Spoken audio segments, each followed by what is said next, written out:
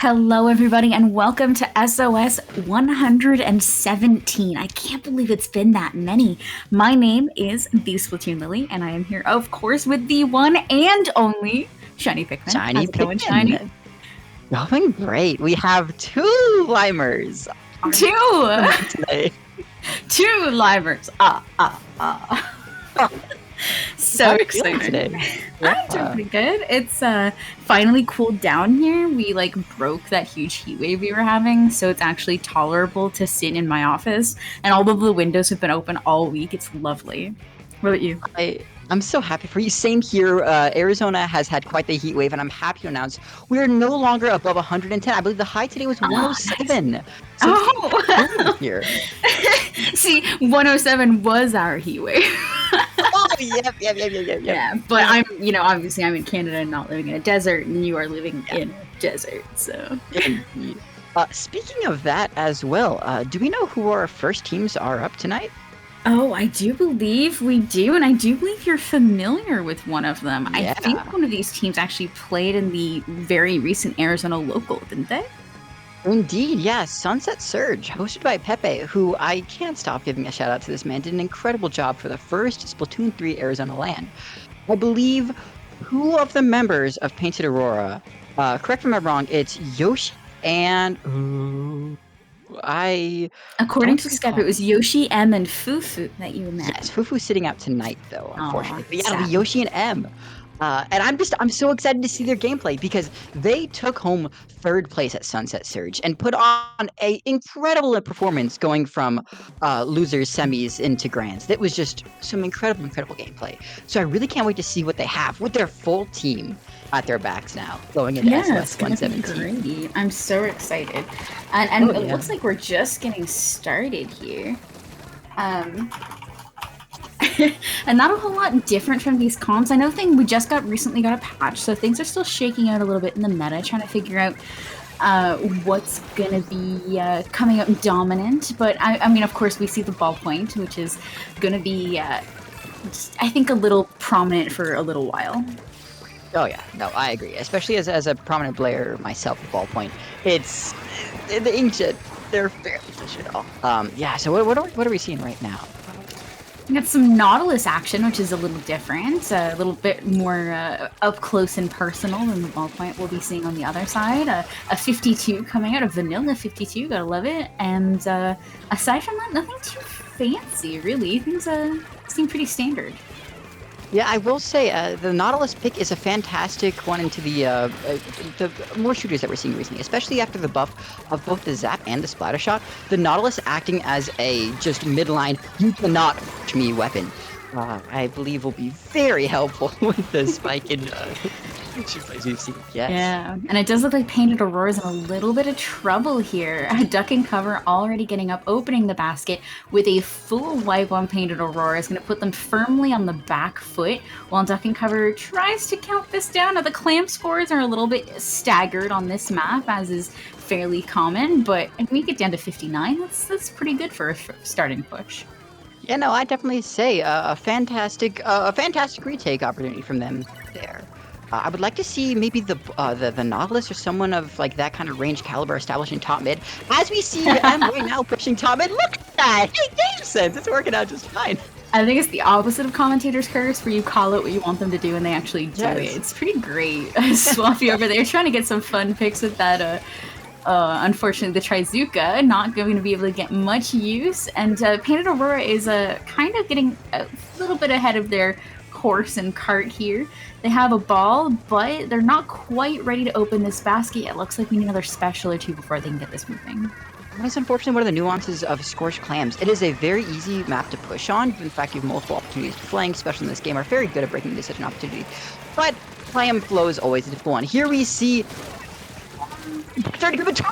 Bazooka, though. Can the ball dunk it? We can get the ball and the inkjet pick, too.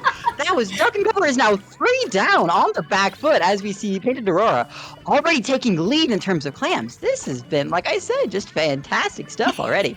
It's one of those things you're talking about where the clams are a little bit hard to manage on this map, and it's very true. The spawns are very spread out on a very large map. It means you really need to practice your pod locking on this one to be able to perfect that clam flow so that you have it when you need it. Looks like Duck and Cover's doing a really good job of that. They got all the way down to 32. A little bit of a firefight going a little bit wrong on that front end, but Duck and Cover is going to try their best now to get a little bit more handle on mid here before they have to make that counter push and try to get that lead back. They're definitely at a Clam's disadvantage as we see it now, and Painted Aurora is cooled up as well, giving them a nice, headway into this fight here. Though we do see map control flip to Duck and Cover, and honestly, very quickly. Yeah, two specials coming out that cover. The map control in mid flipping very quickly, but it doesn't look like they're quite ready to make a push yet. They have 3 down on Painted Aurora, and they're staggering the rest of the team, but they don't have a ball yet, and they're having trouble finding those claims. See, Lily, that's exactly what we talked about before. It's so easy to push in, but they just didn't have the economy to do such a thing. We see a ball come out a little out of sync from the rest of the team, and as such, they lose control of Pillow and get back in mid. Still not having as many clams as I would like to see to take the lead here. Yeah, and it looks like they are going to have another chance. They do have another power clam up top mid and quite a few in the back pocket with about 30 seconds left in this push. And they're getting a couple down. It looks like this might be their chance to open if their clam can catch up with them. Going to need a couple specials coming out as well, but Painted Aurora is doing a great job on this defense, just throwing resources, making sure that clam can't get too close. The Zuka coming in from behind is going to come in and take out that player with the football. I agree. This was such... Oh, this could have been... Oh, wait, hold on. We got the ball in. Never mind. But I see they were acting kind of slowly. But here we have 2 power clams coming in. They need, 3 clams to finish off, take the lead. Swampy still up there trying their best, and they go down. All that's left is the ball point. This is our strongest ball point. Unfortunately, they did not have what it takes to take back the lead. A fantastic first game. Really very close as well, I'd say. Yeah, I think at the end there, they just were a little too offset. That Clam was just playing a little too safe at the end when they needed to get in a little bit quicker. But, it's all, heat of the moment. What can you do? Exactly. It's so easy for us to talk about and say, oh, they should have rotated left faster. They should have, had the calm. There's so many, they should have, that we can say, especially as commentary. You're right, especially in the heat of the moment. Clam Blitz, Scorch Gorge, we talked about it before. Having to manage not only objective in terms of clam count and clam economy, but also people's positioning, where, the enemy's positioning, the fundamentals of Splatoon as well.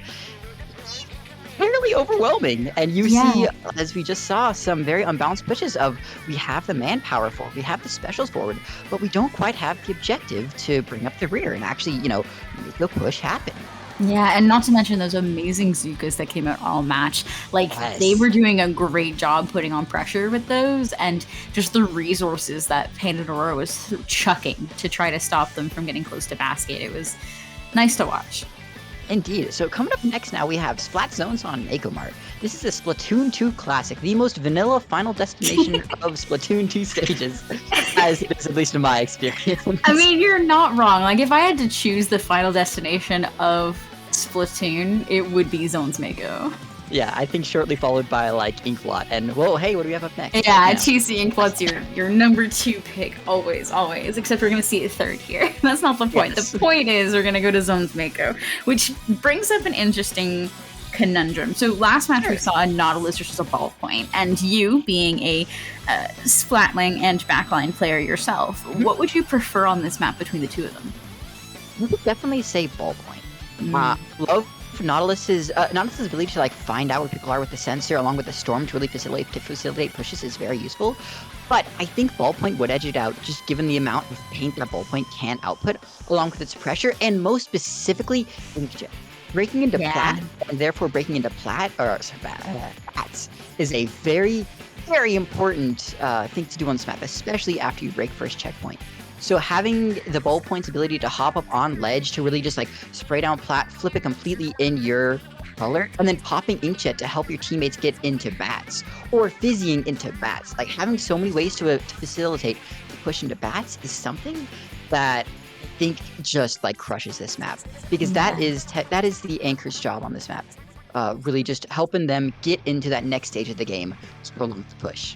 Yeah, and I mean, you can't really discount that Inkjet. There's a reason it was meta last patch, and the slight nerf to it this time didn't really affect it too badly. But that said, it looks like we won't be seeing ballpoint at all. Avril going to her signature charger, and on the other side, we have a heavy coming out, of all things. Yes, I do. I agree. Also, I apologize. I was thinking of the next map instead of this one here. Getting back into this one, I think Charger, very, very strong pick. We are already 2 down on the side of Painted Aurora.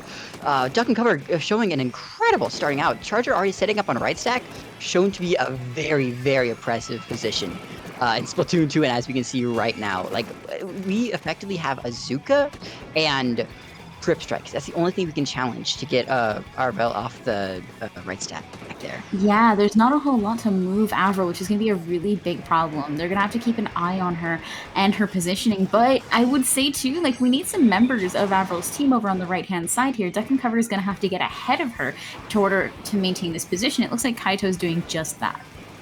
We see a beautiful pincer happening in straight there, along with another pick to follow that up. I do agree. Having somebody to facilitate the push on right side, we could... Oh, unfortunately, Swampy wasn't there enough to actually pick off the Splatling there. And thus we end up going down. But can we get a zone flip? Do we see a zone flip? Any zoners? It looks like that Wavebreaker taking out Kaito really just did it there. Clinched that zone flip for them. And, I mean, all the way down to 9, though. Like, what a first push. I agree. It's going to first push uninterrupted, too. Uninterrupted, all the way down to 9. You're right. It'll take quite the sustain from Painted Aurora to really try to match that. Though we don't see the Soda coming out. That'll be very nice in terms of, defense here. We see a member go down, but that's already negated by the Soda, in fact.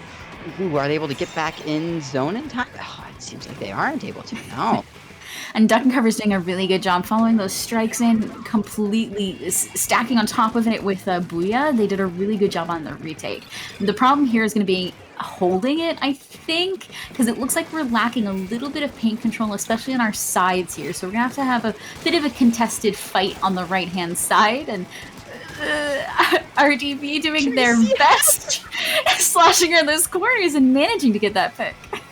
Yes, I do agree. In terms of Mako Mart, as important as the stacks are, truly the name of the game is the sides. As we can see here, the sides, since they had no pressure on the right side, they were able to completely, Duck and Cover were able to completely overwhelm them. And as we see here, the timer ticking down, we are down to 5, 4, 3, and is that effectively a wipeout? When did that happen? I was like watching the slashers duke it out, and then you were like, oh shit, we're at 3, and I'm like, wait, hang on. You're right, so much. So if I can think about what happened there quickly, they just had Duck and Cover had so much pressure in Painted Aurora's spawn, and they just simply did not have enough time to push out and take back the stacks. The strikes came out to move the charger, which was wonderful. But we will, as we just saw, that they just didn't have the time to get back into zone. So incredible stall happening from those. Yeah, they stalled so effectively that I was distracted. Exactly. I know personally, I would be too busy looking at that charger to even look at the ejective ticker, and well, that's just exactly what happened.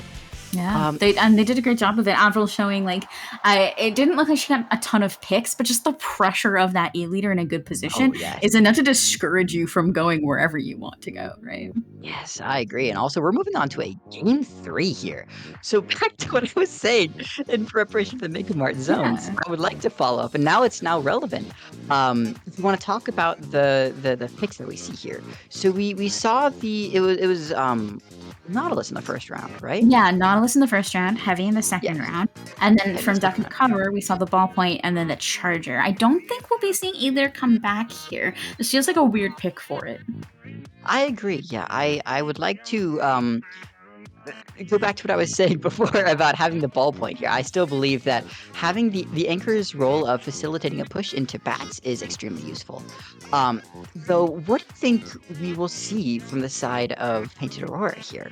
That's a good question. I'm not entirely sure I count too heavily on the Heavy either on this map. I feel like going back to Nautilus would be the better pick, or pulling out a Ballpoint of their own. I mean, if you can play one Splatling, you have a better chance of playing all of them, right? So, I mean, there's a chance. There's a chance that they can pull out that Ballpoint. Sure, I agree. It's really, like, Inkblot, in my experience, has just been run it down the map. You want to get to your positions as quickly as possible. Specifically, though, trying to check all the boxes. That's a term that we use here on Limeade. I know our strat personally has always been sweeping from right to left on retakes and then getting into bats as soon as possible. I have said that a lot this evening, but it's truly what you need to actually win on this map mode.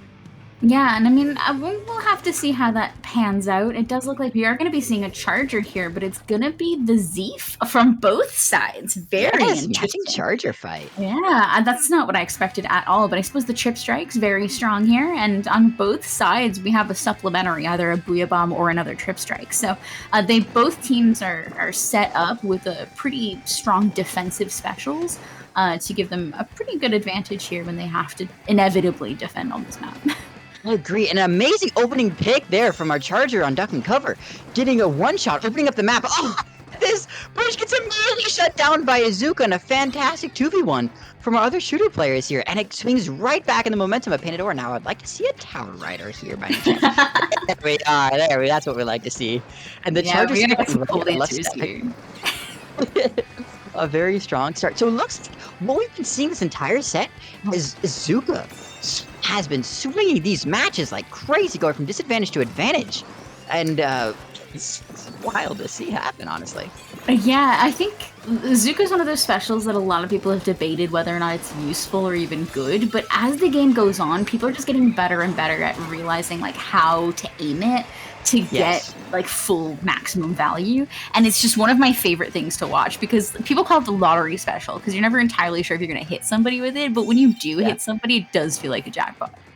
Exactly. You will swing a game state just by getting a Randy pick out of nowhere, which is powerful, and you have to understand that. When you see another Azuka popped aiming at bats, getting a pick on the charger! What a crazy snipe from downtown!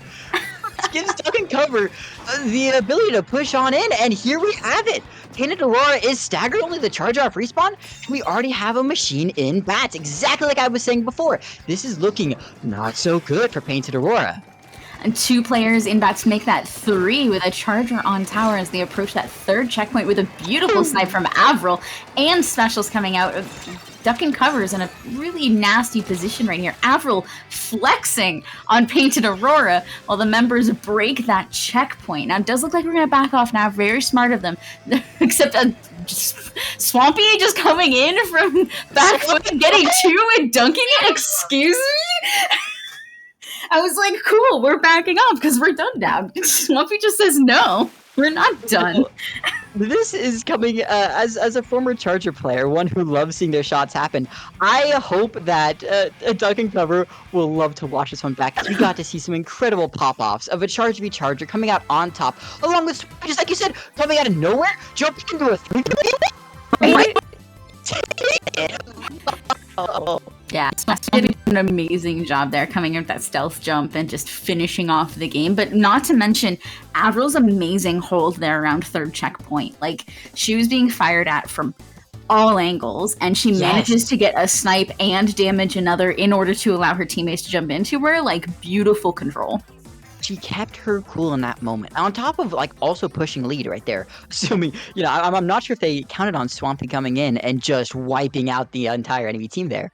But it's incredible the nerves of a Charger player to hit their shot while also just like keeping control of the map there. It was beautiful stuff. Yeah. Honestly. I was impressed. I mean, I'm always impressed by Avril's charger play. She's very good. Sure. She's put a lot of time into the weapon. So whenever we get to watch it, especially in a meta that doesn't necessarily favor it, it's always a treat. And just to watch her like continue to push the weapon and continue to flex on people is just really impressive. No, it genuinely is. It really does warm my heart to see more Charger play. I was personally only expecting to see one Charger tonight. And to see a Charger match in round 3 or in game 3 as well. It gives me hope that maybe I'll play Charger once again. But that's just more of a personal. Personal. I would love to see your charger someday. For sure. Yeah. Right? Like it's nice to see you play other stuff, but just like I love seeing your charger play. I really do. It's a treat. I appreciate that. I really do. It's been fun to try to flex recently. And I think that is that's one thing that I've been really fascinated with a lot of the anchor players from all levels of the game. I know personally going into Splatoon 2, I was a Charger one trick. I was a diehard Charger player. But we see it here with a lot of the anchors now. Mainly, mainly with this Inkjet meta, a lot of anchor players we saw like picked up Ballpoint. We've seen a lot of new Nautilus players as well.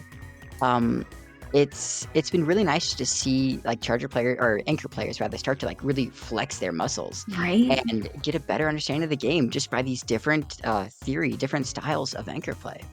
And I'm a pretty big believer that the more roles you play, not obviously simultaneously, but the more you experiment, the more you dip around into different roles, into different weapons, the more well-rounded you become as a player. Like you learn what other weapons and other players need in order to function, which makes it easier for you to be able to counter that, right? So Yeah. Seeing a Charger player flex into different roles, it really makes them more effective as an anchor and as a Charger, and it's just so satisfying to watch that growth. No, it really is. And especially as we see Splatoon 3 come into its 1-year anniversary. Oh god, don't say that. Yeah, that's the thing There's that's no way. No. A No. month and a month and a week, effectively. A month and 8 days, 7 days. The passage Whatever. of time is a betrayal. Oh my goodness, you said it. You actually said it. There's no way it's been you. There's a lot of hope that people see for weapons, certain kits. But I would like to promote the mentality of just like accepting the kits that we have and trying to find the value in said kits. Because we saw at the beginning, like a lot of people would dunk on Nautilus. A lot of people didn't really give Ballpoint the what's the right word for it? Time of day.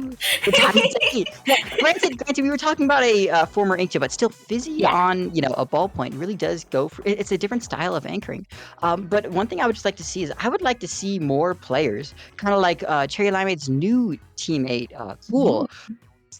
Cool has this goal where he's going to get every badge in the game. As such, that involves every terrifying. Genuinely, he's like 5-starring every weapon in this game, which means my dude has become the ultimate flex player, and that is so cool to see happen. Because I was speaking with him once, and he actually said that his goal is to become a player who can mimic your style, do it better than you. Ditto. And I love that. And Cool's just gonna be the ultimate ditto. like, he's going to be the ultimate ditto. Exactly, you're exactly right. And I have yet to hear that from another player. And especially in a game of Splatoon where, everything can, like, game state can flip in the matter of a Zuka shot, as we saw, like, happen throughout this entire set. It will truly be incredible to see what happens if we see more players just like, players who can flex to any weapon, any role in the game, and play it at such a high level. Because I think that's what I hope Splatoon's going to look like. Splatoon 3 is going to look like in the next, year or 3, honestly. Right? And that sounds really cool, just to have a player that's that versatile. Like, it's really good for them, but also really good for the team that they're going to be on. You run into a situation mid-game where you need someone to switch roles pretty suddenly. Sometimes you have players who are a little too rigid in their play styles and are unable to make that switch quickly enough or at all. And that can be a disadvantage in the middle of the game when things are so volatile, right? Especially in just a fast-paced game like Splatoon. I totally agree. You have to be flexible. That, of course, being said, all this talk of flexing, let's not discount the one-tricks. As cool as it is, actually, of course. The game. Speaking as a one-trick. I can play, 3 weapons in this game, and that's fine. I was gonna say, I don't think I need to tell you how difficult being a one-trick in this economy can be. That is being said, the amount of flexibility that players, such as yourself, being a junior player, a junior diehard, if I may. Yeah, of course you may. Just what you can bring to the table, you have been able to turn the junior into any role that you want to play, and that's incredible right there. That's I think it's a different kind of versatility, right? Because there's someone who can pick up any weapon and play any role, and there's someone who can take a weapon and play any role with it. And that's they're 2 different kinds of flex, and it's really, I don't know. It's fun to see the difference. Now, people tend to not like those one tricks as much because they tend to see them as less flexible. But I think it takes a different kind of learning and playing. It does. And that, of course, being said, it takes a different type of team to play with them. Absolutely. Because I will shake that, having if you're going to pick up, right, and you see a person +1 can play anything in the game, that's just an auto pick, right? Like that's your filler. That's like, oh, that's a splash bot right there. That's a like ballpoint player right there. That's anything that you want. But I think giving the one tricks a genuine try, you'll have your like mind open to some crazy stuff. I know some of the one tricks that I've talked in the past. I mean, you as well. Like the masteries that they have out of all sorts of their kits. Like you with your splat bombs. It's like my beloved. You peek into the matrix and then you get a quad off of a bomb. I'm like, excuse it? But that comes with just like hours upon tens and hundreds upon hours of just playing that weapon. Right. Yeah, and I think that's the same thing for you with chargers, right? Like you played chargers for so long, and you were lucky enough, especially in Splatoon 2, to have a number of versatile kits as well, right? So, the main weapon playing slightly differently depending on the weight of it, right? But for the most part, like you got to experiment with a lot of different sub weapons and specials while still maintaining that same kind of main weapon. It was really, really fun to watch. I appreciate that. I really do. Yeah. Also, I want to segue this on to looking at the next one. Oh, right. We're casting a tournament. We're not just chatting. Oops. Yeah, this is a Limeade takeover. If y'all weren't aware, a full Limeade takeover. Shiny and I, both members Listen, of they let us on mic. Yeah, I'm not entirely sure why they let us on mic, but we're having a great time. Hopefully, y'all are having a great time too. So. Indeed. Listen, like weapon theory and map theory is like the name of the game. It's so much fun to just talk about, like nitpick the little bits of the game and really try to break down why Splatoon is great. In Limeade, we really have a philosophy of seeing Splatoon for what it is, taking what we have, taking what the devs gave us, and playing our heart out with it, like sharing it, which is I think that's a really big thing too. Is that like taking that passion and that like willingness to experiment and sharing it with other people. I think like a lot of people are really excited by that concept, and it's really neat. It is too. I'd like to move from talking about the weapons to talking about the maps. See, maps have gotten a lot of flack in this game, and I must say, SOS is that a premium? No. I just yeah. No, honestly. Maps have gotten a lot of flack in this game, and I'd like to talk about these maps that we have coming up here. We have Rainmaker on Museum del Foncino. We have Clamblitz on Barnacle and Dime. Thank you. And then Splatoon's on Umami. What are your thoughts about these ones here? Probably the best mode for each map, I would say. In particular, I want to talk about Dime. Barnacle and Dime, obviously our newest map in the game, is a little bit... I'm not a huge fan of it. I've been describing it as a Wahoo World Lockout, but worse, because it tends to be that whenever team wins that first engagement and has the longest range weapon wins the game, because there are very few routes to get back in. Now, that said, I think Clams fixes this, because the members of the opposing team can't just camp out on your right-hand side and prevent you from coming back in. They have to go back and get clams. So I find the Clamblitz aspect of it helps to balance the map out, and it's honestly my favorite mode there. I think Clams, Barnacle, and Dime is not only the best there, but honestly a pretty solid Clams map. I have to 100% agree with you, and I would like to make an apology. I spoke and said that this was Barnacle. No, not sorry. I have them both mixed up in my mind. Brine Springs. The reason why I say that is while they do on paper look familiar or look similar, they have a key element that I don't think any other map in this game quite expresses. But it's the fact of you never want to play neutral on this map. Yeah. You see it all the time. Like you said, it's lockout, it's lockout. It's the team who wins first. They, obviously get in. And while it is hard to retake, definitely on Clams, mitigating that whole lockout and just like forcing you to play a game mode where you have to play neutral on a map where you just don't want to play neutral.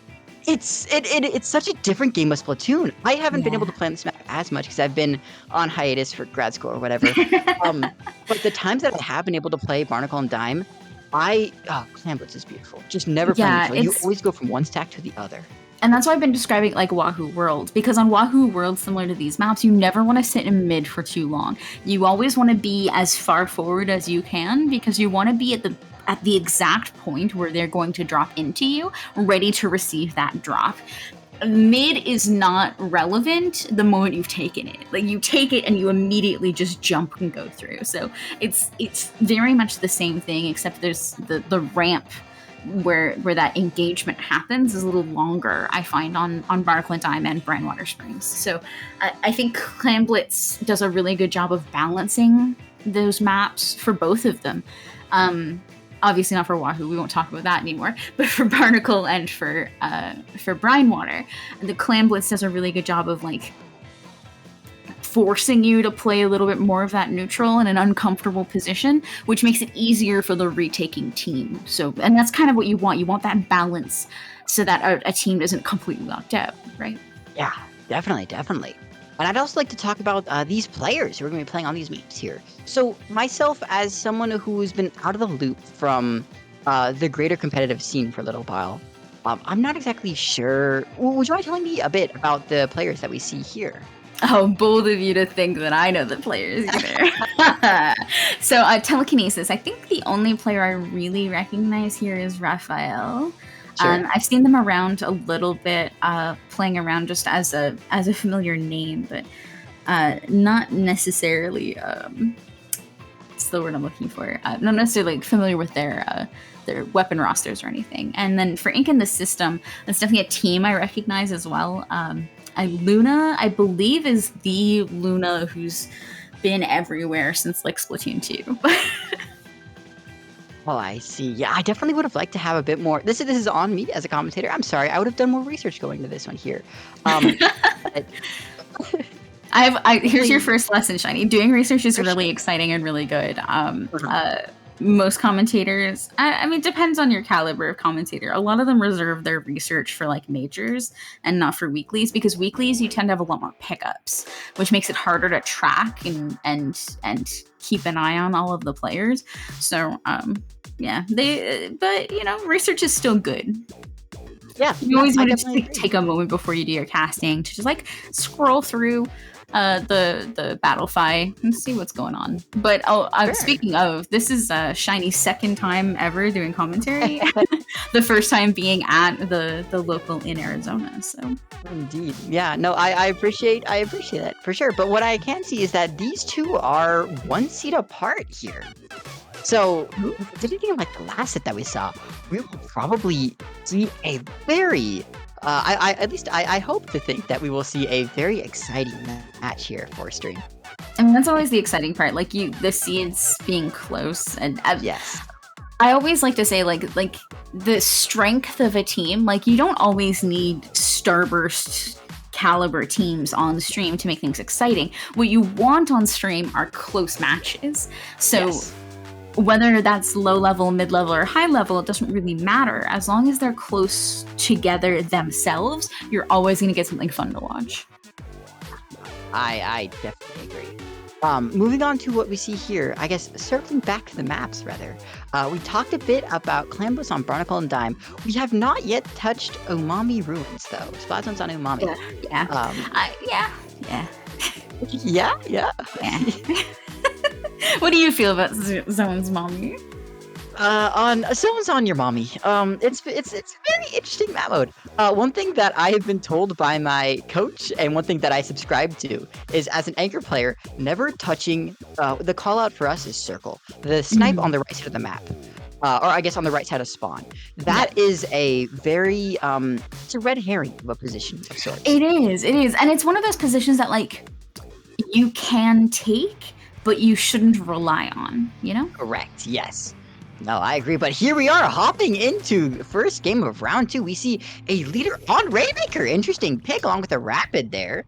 And then just a full-on rushdown comp. This will be very exciting to see it happen.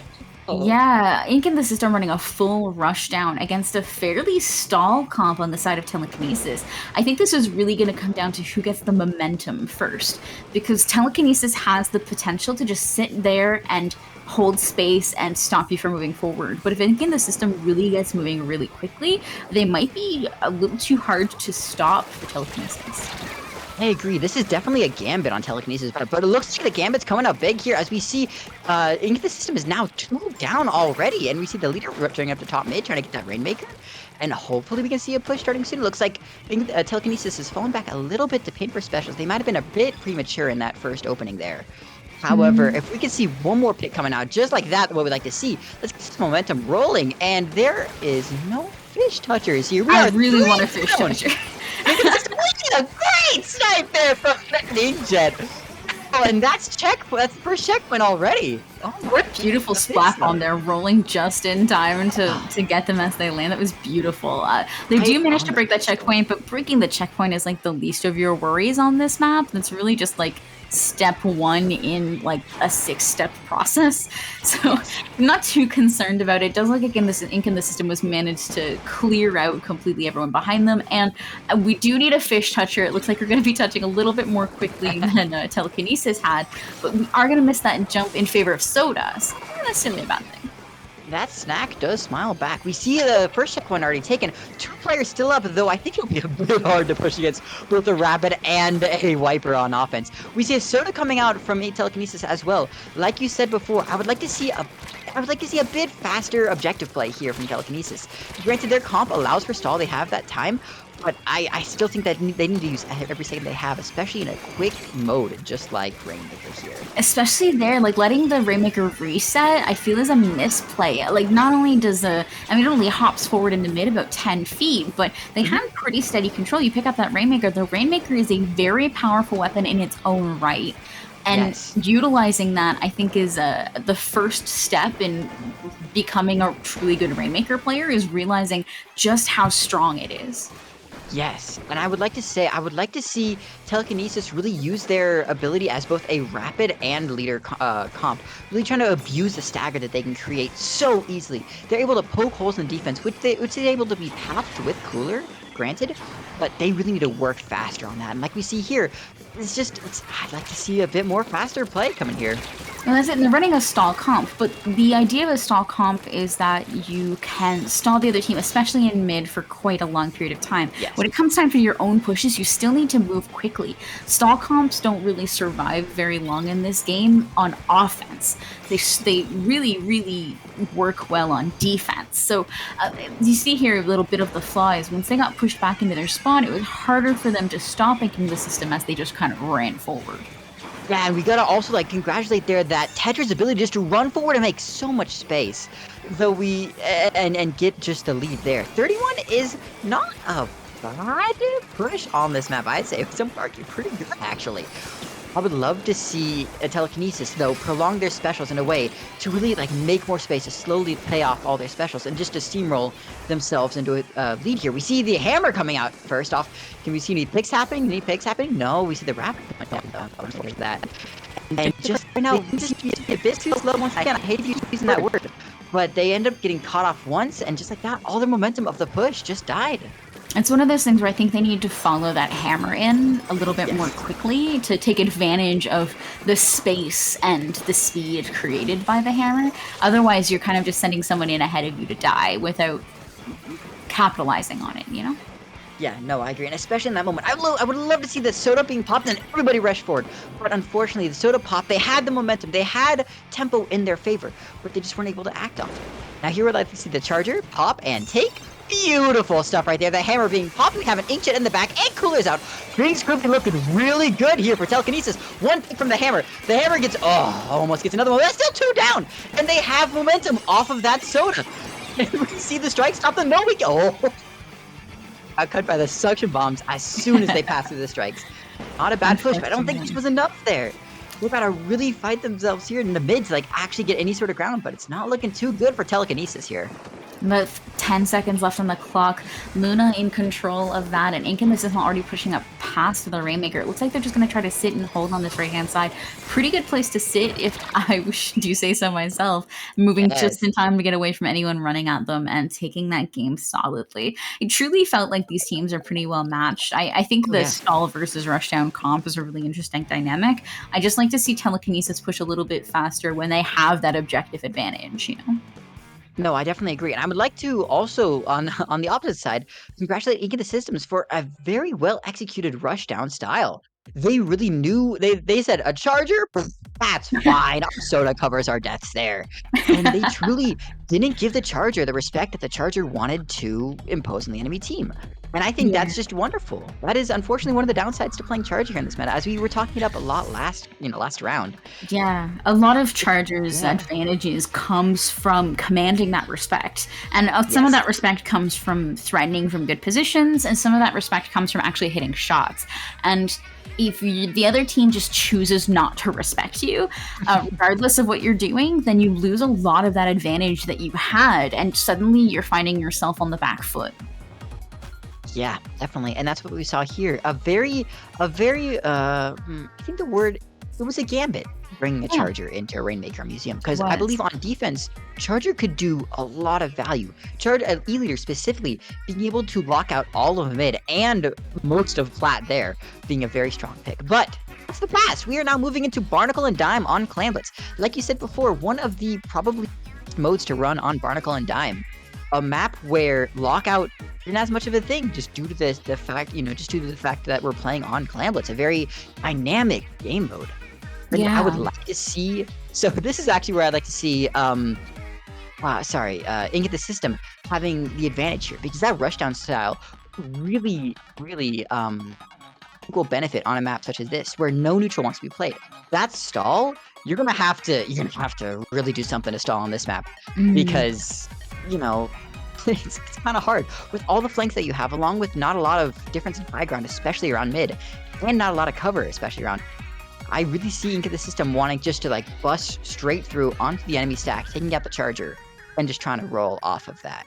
Yeah, now this is a place where I would like to see that charger come back. I feel like a charger would have pretty good advantage on defense and on offense here. That area is pretty wide open, and we do see the charger returning. This time the Zeef coming out.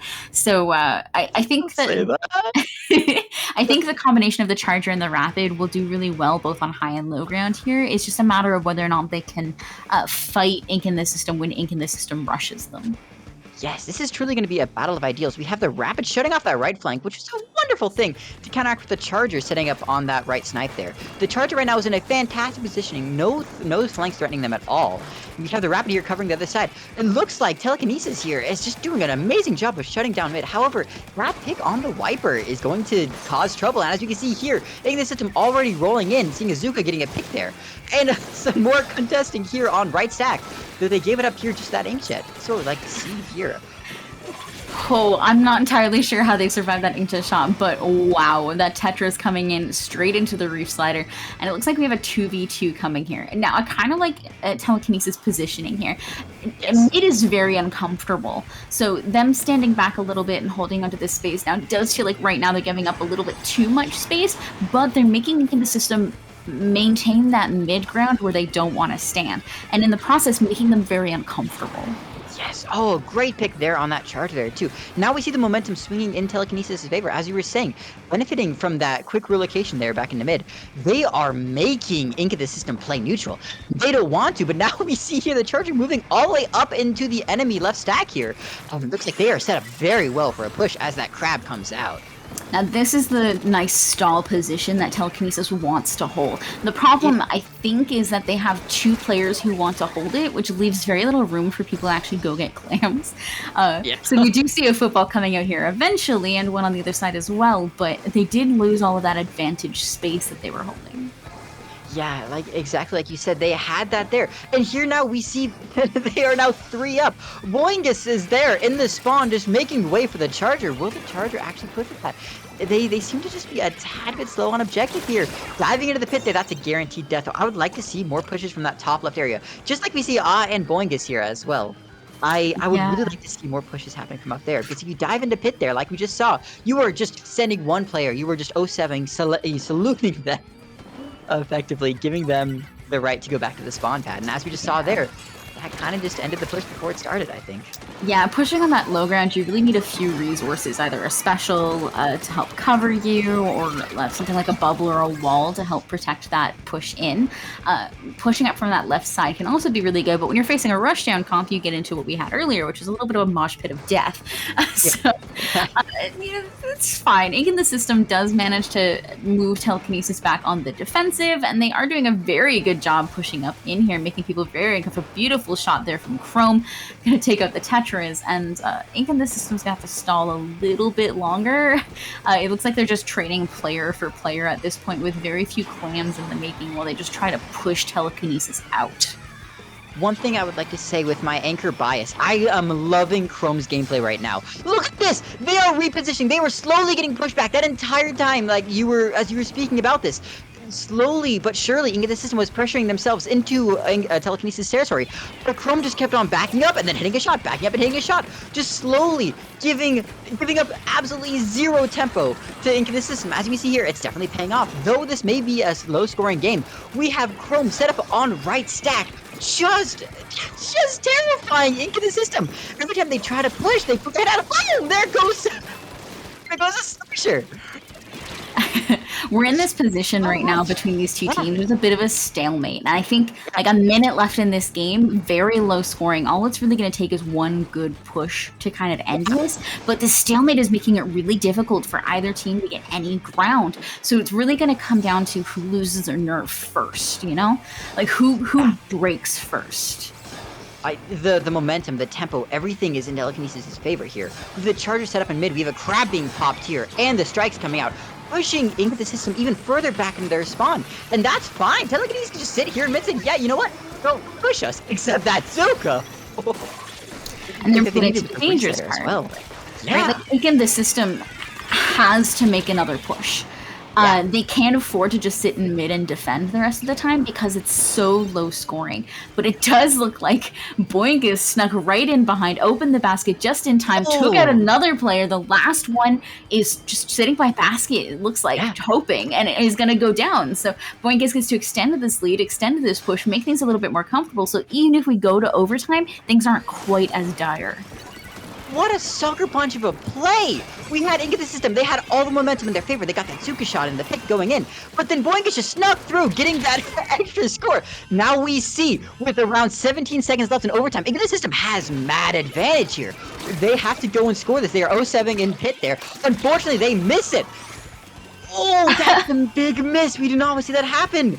Oh no, and I think Ink in the System just now crumbles here to Telekinesis. We're going on to another game 3. That was a nasty miss. You never want to miss right then and there. That's a terrible place to do it, because they were primed to get that in. If they hadn't missed that, they might have been able to keep that open and keep the advantage a little bit longer, but it was looking pretty rough for them. Honestly, that clutch push by Boingus there, that sneak in was beautiful. They needed that pressure. Oh my god, yes, they did that.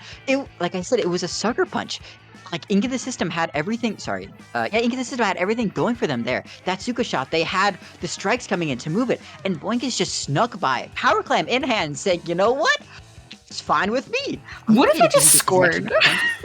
Something that I've said before in tournaments a lot is like, my entire team's going down. What if I just opened the basket? I believe the comm was, hey, watch this. What if I did something funny? What if I did something funny was the comm. Oh, and Boingus sure indeed did something funny. Proud of them. That's incredible. Really showing the power of a wiper on a stall comp like that. That just quick, slippery motion that a single player can do to absolutely flip the tide of a game. We'd love to see it happen. We love to see it happen. And now this is another map too, I think, that favors neither side really. Like, Rushdown can do really well here, and Stall can do really well here. It's really going to come down to who gets the momentum first and who can recover quicker, right? So it's really interesting that we get to see these two different, like, Splatoon mindsets duke it out on probably 3 of the best maps for them to duke it out on. I agree. And the maps that we've seen today, even going up to Game 3, all of them have been just like, community-wide accepted good maps to play on. So you're Yeah. right, this is just like every game of Splatoon. It's a battle of philosophy. And that's the thing that I love about Splatoon, watching it a lot more recently. It's you can see exactly, teams are made up of players, but we talk about the teams. We talk about just what the team's plays are. And it's so awesome to see all 4 players share the same goal, the same mentality, and really how they can execute such plans on maps like these. It makes Splatoon an incredible sport to watch, I'd say. Yeah, I absolutely agree. And I'm really excited to see how things balance out here because this is a map that can snowball pretty quick. If you flop a retake, you probably get one more chance at a retake before you're just done. Mhm. So you kind of have to be on the ball with it and really paying attention to that retake when you do it. So I'm really interested to see who wins this first engagement, and like if we get the leader on top mid, that's nasty, right? It's nasty indeed, especially with the shots that we've seen Chrome hitting on the Ooh. ZF Splat Charger, though. Sorry, Splatting Scope. Yeah, but can we talk about the blast? Ooh, yes, the S-Blast! So I am a Reef Slide enjoyer. As we saw last time from the Tetra really making its way into the map, I would really hope we see a lot of the same thing coming from this S-Blast as well. Blaster on this map not being too bad either. And we see a mid-air jump shot. Tetra too. Love Saying, to I'm the see better it. Reef Slide weapon. Indeed. And I honestly think that S-Blast is a really good alternative to Rapid, especially on this map. Things are a little bit closer, and there's a lot of corners to check, right? So I feel like that's a really good pick. Now, it does look like Ink in the system is going to get that upper hand just barely at the end. They're going to flip that zone and try to paint up around here, but we'll have to see how long they can hold this lead. The Zuka coming out a little early, but potentially just in time. Not getting any picks though, which is really unfortunate for that. And we see Ink in the system already going 1 down here. The Reef Slide is online. Will we see a shark in the zone? Any sharks being sent into the zone? There it is right there, right behind enemy territory. What we love to see on S-Boss, and just like that, the last members of Ink in the system are forced to jump out, except for Velvet there. Hold on. We see a sneaky play there. We see you. That is, I'm not thinking it's the best play for a slosher. However, yep, there it goes. Unfortunate. They did not have the ink to play off that, and the Wiper just gets it. Though we do see, with this Inkjet recalling here, the momentum still looking pretty iffy. It could be either team right now. Someone just needs to paint that square. Going 1 down on Ink of the system, too. You see Telekinesis slowly taking over the court here. It is a bloodbath. It's a shot from Chrome. So much is happening here, Lily. I can't keep up with it. Right? We are seeing a little bit of a misplay, I think, on the side of the Tetras, using those Reef Sliders to cap zone instead of moving players. I think the instinct to use it to cap zone is very strong, but especially in a double zone map, you're better off using that Reef Slider to move somebody unless it's like a last-ditch effort you have to uncap now. Otherwise, it's just wasted, right? Like, you slide into that zone, you uncap it, but then you're stuck there, you're probably going to go down. It's a little rough. Very well said. Also, I must say, this is the first time that I've ever seen watching Splatoon. First off, a wonderful wiper from Telekinesis, where we saw both anchors on top mid looking at completely different things, and that was just funny. Now we see Chrome taking a rather aggressive position, trying to back up here. We see a hit and run happening here from closing in on that ballpoint, getting a double off that. A finish shot there from, and it looks to be over before it even started. This was a chaotic match to see happen. For Telekinesis, the momentum that they had after that wipeout, and just said, nah, you're not getting anything. And they pushed up as far as they could within reason. And especially thanks to with that clean double. I don't think Ink in a system had a chance after that. 911, I think we have a hit and run. I think so too. I must say. We got that one on camera. Ooh, that's Oh yeah, some surveillance footage of that one. But yeah, honestly, Telekinesis did a great job there pulling back. Like you could see like the signs of life in the first one. They were just moving a little bit too slow on the objective, and then the next couple games they were just like, we got this. They did a great job. Yes, they did. I must say that will be in a very good match to VOD review. I hope. Yeah, especially looking at that mid fight. Exactly, because that mid-fight that we saw, both zones were stalled for a good 10, 15 seconds. That could have gone either way. And minor misplays on, either side would have led to the game going the opposite direction. So I hope that both of those teams look back on that last match specifically and really talk about what the target prioritization could have been improved with, and just I think all truly, 3 games, refining the honestly. gameplay. All Yes, 3 of games, course, that yeah. whole set, I think, is worthwhile reviewing for both teams. I think there's a lot of good and bad things done on each side. It Indeed. honestly could have gone either way, and I think they would do really well to look that match over. Indeed, but that, of course, being said, in the short term, hats off to Telekinesis for taking that set. That was a 1 seed difference between those two. Were we supposed to wear hats? I'm wearing. Well, I got my beanie on, as always, my TARDIS beanie. I'm not. I mean, I got my 107 headset. degree heat. Does that count as a... Here, I'll take my headset off. Okay. Here, headset off to Telekinesis. Respect what they needed. Exactly. Yeah, they did so a next up, it looks like these two teams, Hydra and Jelly Squids, are already going to be ready, so we don't have to stall for as much time here. Quickly giving it a rundown. Thoughts on these maps? Yeah, nothing too unusual. I think we've got 3 fairly stall maps that all snowball quickly. Does that make sense? Like, it's really hard to get past that figurative first checkpoint, because not all of these maps have checkpoints, obviously. But that figurative first checkpoint is really easy to tackle. And then there's like a wall you hit right after that first checkpoint. And if you make it past that wall, things snowball really fast. But if you hit that wall and you have no more resources, things stall out really fast. So, yeah. Lily, how did you sum up the gameplay of 3 maps on 3 different modes in the same breath? I am in awe of that right now, because you're very right. We see that happen. Tower control, specifically on the second checkpoint. Once that checkpoint is broken, it's effectively game over. It's really hard to push past that second checkpoint, And that second checkpoint is the wall in question. Whereas like Rainmaker Manta Maria, the wall is that drop down from street into the pit. And for Clamblitz Museum, the wall is essentially basket.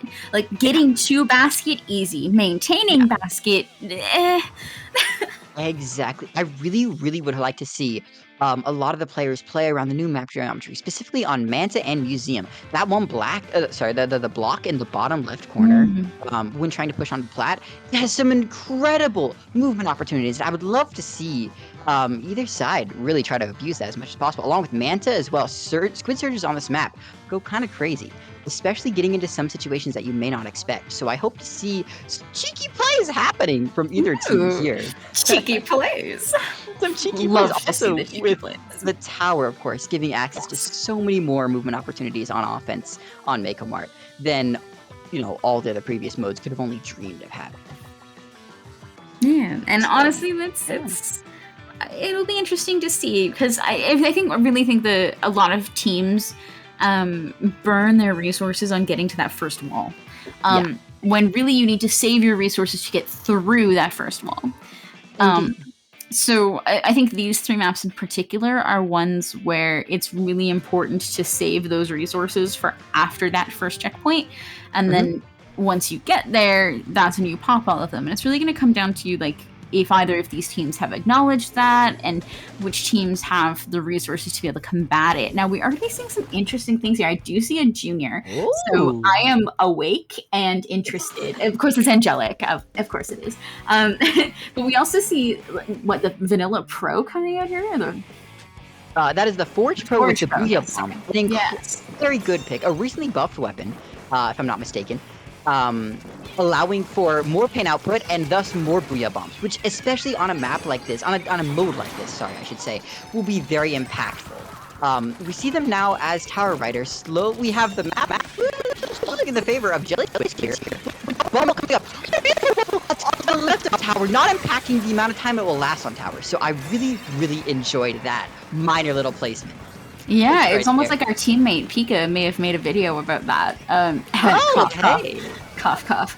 But yeah, beautiful placement on that bubble. It still provides full coverage of the tower while not reducing its time on the map, which is just really fun to see. It does look like Hydra's doing a great job of retaking this mid area. They do have some specials coming out, trying to break this first checkpoint. One player does go down a little early. I don't think they're going to be able to break this check just yet, but I mean, they're making a good run at it. They're burning some resources from Jelly Squids. I agree. We saw some nice play, especially from Bao here. Really like Bobby weaving off of tower. I must say their position right now is a little bit out of the way, a little bit unorthodox. However, this off angle, if they could win this 1v1, which they do end up winning, but unfortunately trading there, that could have been big for a push. But unfortunately now fortunately, I guess I should say, we see Jelly Squids bubble on tower, pushing past that literal first checkpoint there onto the first metaphorical checkpoint. I'm going to start using other words to clarify this kind of thing. It's fine. Beautiful repositioning there from Hydra. 2 players moving immediately to the right-hand side, getting in front of that tower. All the other 2 players pinch in from the left-hand side, coming off of Snipe and doing a really great job just clearing out mid completely. Now, Chino over here with that Rapid is probably going to run back and grab this tower. Of all the players on their team, they're probably the most likely to want to ride the tower, and probably the most powerful ones to ride tower at all, especially on this first checkpoint. You get so much range off of that blaster to tease up on that snipe. It's a beautiful weapon to put there. Yes, indeed, and I bet you see, I was just about to say, as soon as first checkpoint breaks, they're going to ink shit, as we see happening right here. We need to have somebody there on tower. The Splat Bomb catching them on tower, so that Jet not getting as much value as they would have hoped there. They're forced to fall back. That Tri-Slasher, though, is still going behind to clean it up, and suddenly now it's swung into the momentum of Hydra. Once again, it was looking sketchy there for just a few seconds there. But as we see Hydra now taking the lead, Crab popping up on here. Beautiful special staggering here from Hydra. Can we talk about that for a second? It was just special after special after special. And here they are at second checkpoint. They're already making decent value there. Oh, but now we see here that, what is that? Dooley getting caught with the suction bomb. And unfortunately, I think the push is going to end there. Yes. Excellent. Yeah, they, as you were talking about, they did manage to get that second checkpoint, but that second checkpoint on this map is that wall you need to hit. And they spent a lot of resources just getting to it. They had no more resources left to burn once they hit it. So now hitting that second checkpoint is still good. It's definitely not safe. You definitely want to break that checkpoint if you even want to consider yourself safe on this map. So Hydra is sitting a little bit more comfortably, especially with a minute and a half left in this game, but they're definitely not comfortable enough to sit back and wait. Yes, definitely. And as you can see here, they do have the advantage. They are still continuing to press tower there, just slowly giving themselves some passive special charge, trying to wear out that. Did a great job there. The Tri-Slasher stalling out a soda from one of the players there. We see a Booyah being popped here. Are they able to shred it? They are, but it does trade out the crab. It does trade out the crab, and effectively a null trade there, as we see here. They almost got out of that, which was absolutely wild to see. But Jelly Squids is going to take another run at this. They have a 51 point. This is about 20 in order to get the lead, which will be good, but they're already using some of these specials just to get around this first checkpoint they've already broken. They do have a bubble in the wings coming out, and a bit of a firefight happening around the tower and around mid means we're going to lose some players before we get too far in, but the Rapid only being the only one left up means that this might be Jelly Squid's chance to actually break this wall. Indeed, and here comes the Booyah there, stalling, hopefully that whole right side there, getting a pick off that. Can we see this Inch getting any value? This is their only hope that they have to stall that. Oh! Can we talk about how that player ran in behind the tower to pop that inkjet? Like, that was insane. That positioning was wild. Crazy. Indeed. And here we have to see Jelly Squids really try to pull something to just push back the only 3 points here to get lead. However, if that Julie comes up big and mid, this could change the entire map. But oh no! Strike's coming out a little early. Yeah. Not quite able to capitalize on that tower. They are going to be able to get up on this tower, but players dropping, they got up on Booyah and there's no one on tower. So great on Hydra to recognize that opening they had right there just to rush while the Booyah was in the air. You're so right. I was getting a little nervous when they popped strikes with like still seconds left in the clock. But then Jelly Squids fell off the tower. But then the Booyah was popped on Jelly Squids, and it was just a whole bunch of back and forth, and I think you surmised it very well. Hydra noticed when it was when was the right time to actually take the tower, and just jumped at an opportunity without helping. Love it.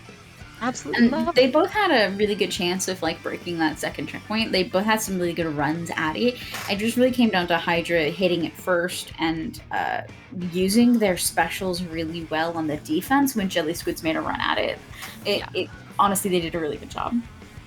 I agree, and I just want to take you did a very good job explaining earlier about that big checkpoint you have to hit. And props to both of those teams for defending that checkpoint really well. It was truly just a game down to 3 points. You really hate to see it happen. Yeah. It's been more heartbreaking, but still 3 points is not so good to lose by. I really hope that Hydra takes this momentum into the next map, because as we see here, it's another map that you will hit a wall, and that wall is that drop. I foresee, given the closeness to the last match, I foresee a similar thing happening here. Though, like I said before, I really hope Hydra takes this momentum and really, takes the set with it. I mean, that would be nice. No bias, of course. This is just something that I could, see happening. Yeah. And honestly, what we saw from that match, fairly well matched teams, right? Like, neither team really seemed to have a huge advantage going either way. So that means our games are going to be more exciting, Yeah. Yeah. I agree. Do you expect any comp changes coming out on Rainmaker Manta?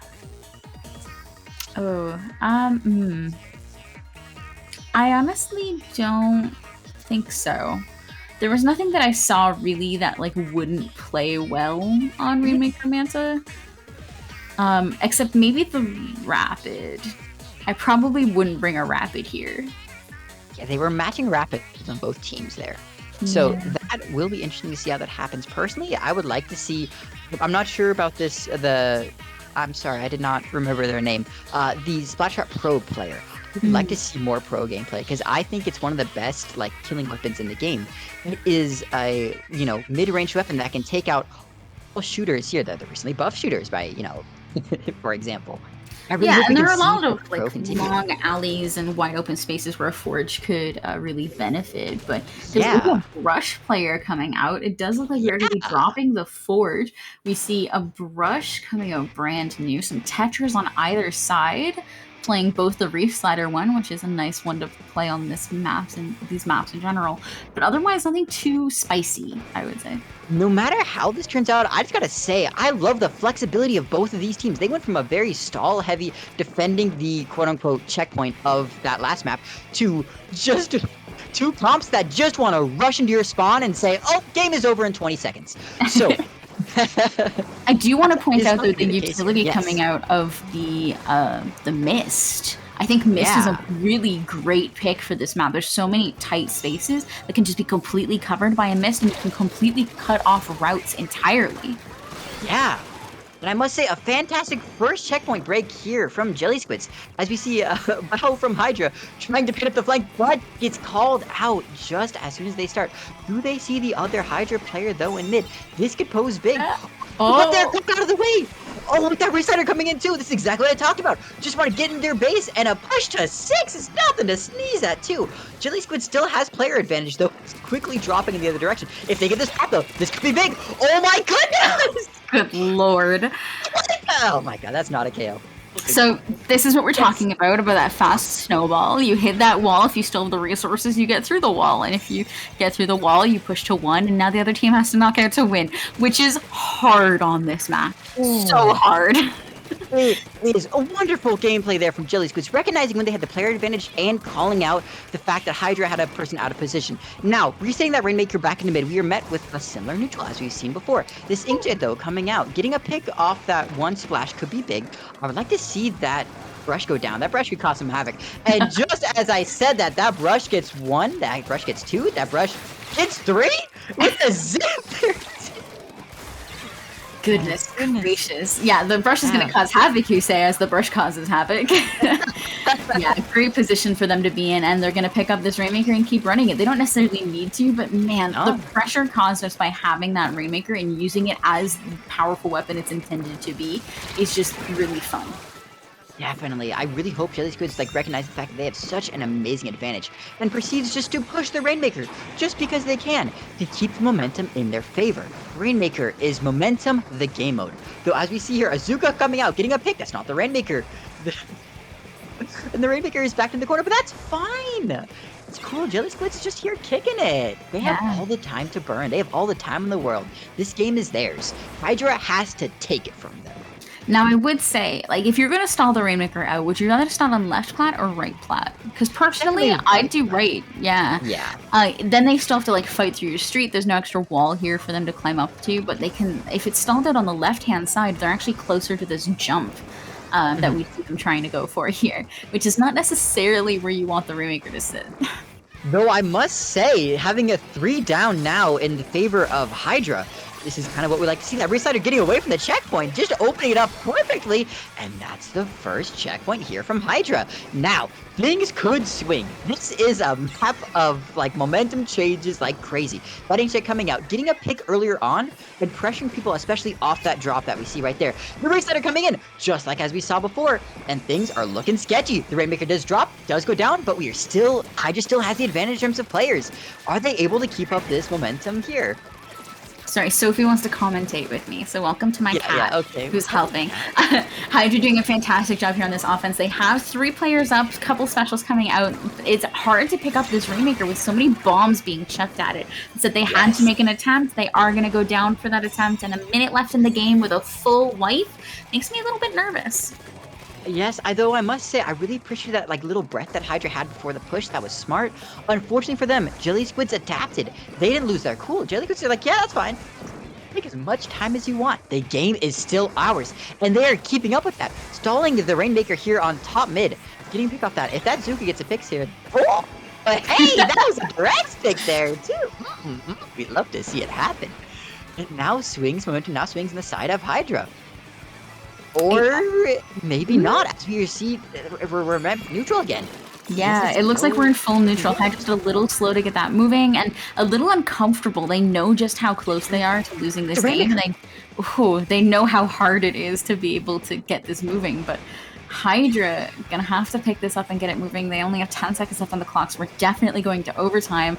And they're not in a comfortable position at all. I never want them to have to make a run at a knockout on this map in particular at all, ever, but especially in overtime. Indeed, indeed. Especially that one sack that we saw with the Rainmaker. Bring the Rainmaker all the way back into Hydra Street. And that stray suction bomb getting the pick there as the Reslider comes in just to say, hi, how are you?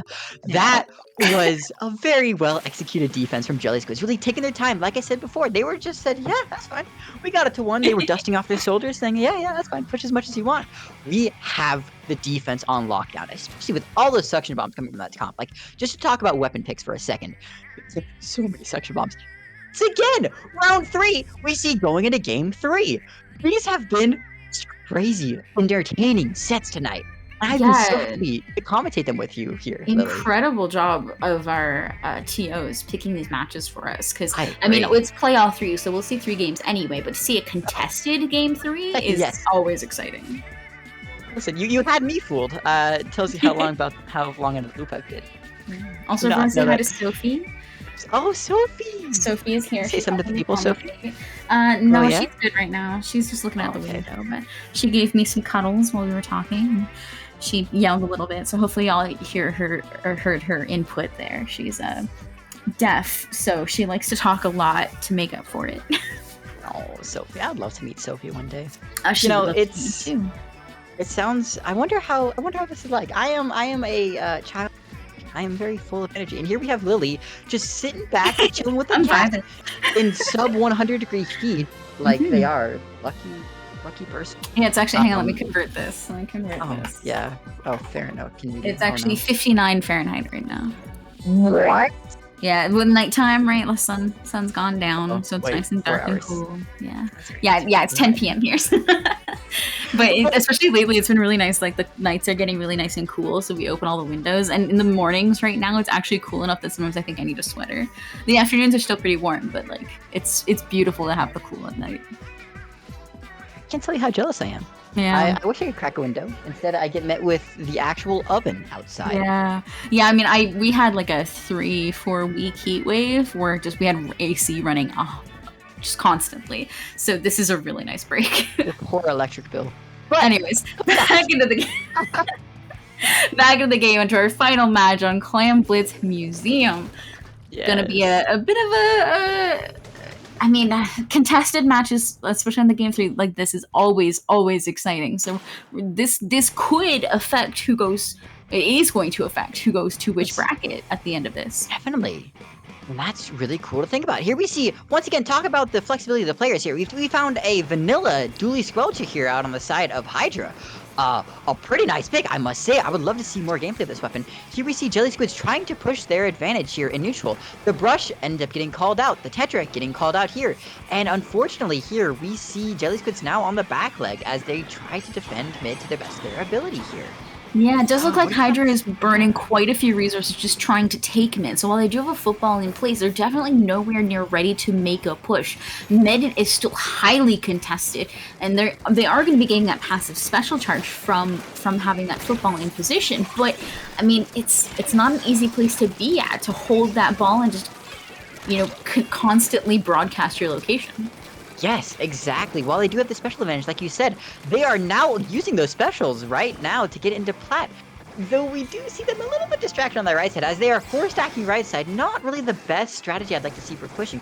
I would love to see someone, as we see them right here, the Slosher here coming up on that box there, getting all the way into spawn. I don't think Hydra or Jelly Squids were expecting that. However, they get called out all the same. And just like that, a potential push gets squandered there from Hydra, as the zip cast already starts moving on the side of Jelly Squids. They are using that momentum just to swing right back into the Hydra's plat. I love seeing NATO there at the end, using the end of that zip cast just to paint that left side box. If it's already painted, you can move so much more quickly, right?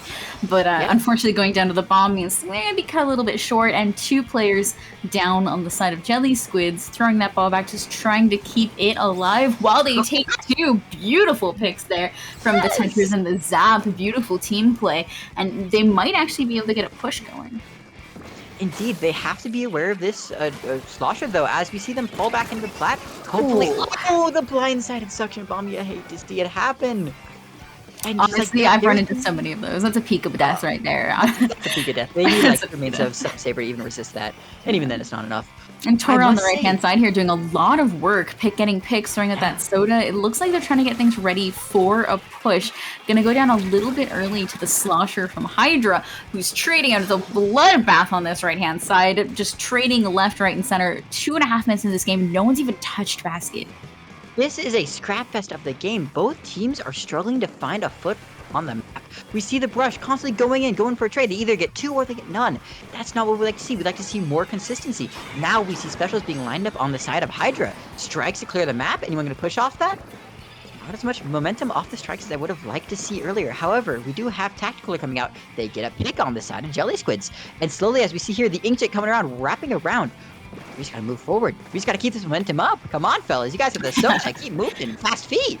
Yeah, as we were talking about earlier, the wall on this map in particular is usually the spinner area. Mid, in this case, needs to be highly contested, and just getting out of mid, they're burning so many resources, even just trying to move past this mid area, let alone get the clams and balls necessary to move. It looks like this might be Hydra's chance. Some specials coming out in advance of this ball, gonna get this open, but there might not be a whole lot of follow-up, because it looks like Jelly Squids is righty on this defense.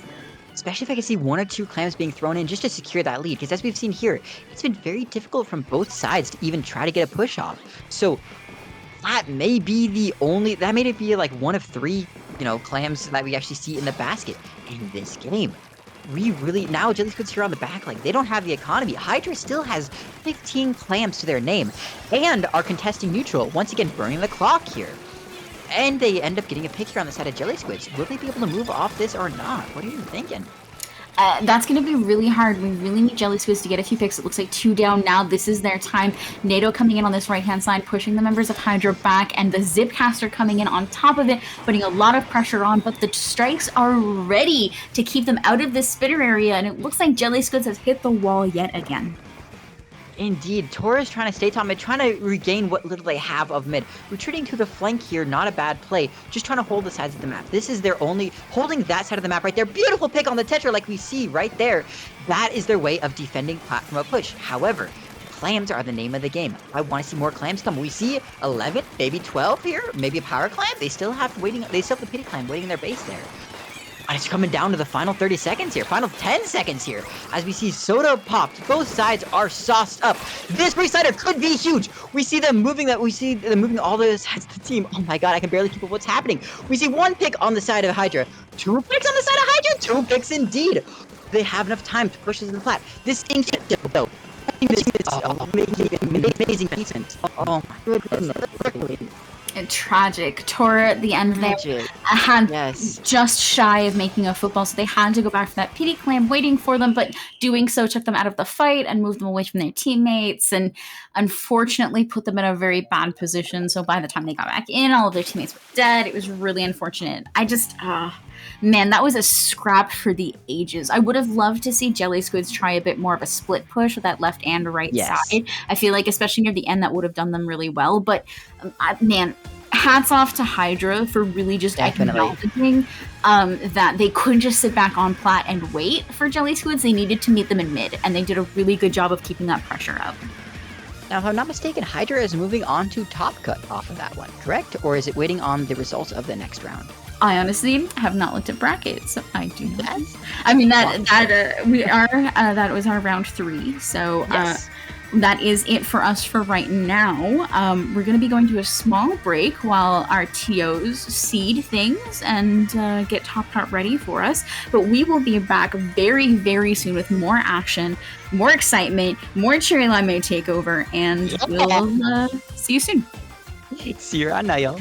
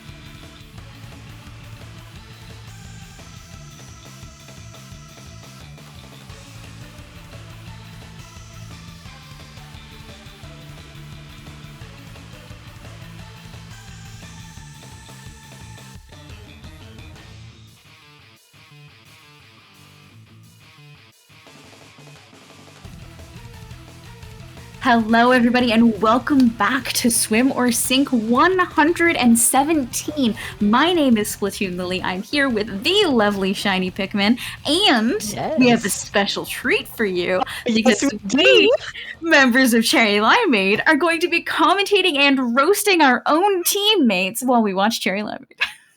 Now, the best part about this is, look at that pool. Look at that wonderful group of... We're not biased at all. We're sorry. We'll talk about Wipeout Punks in a second. But I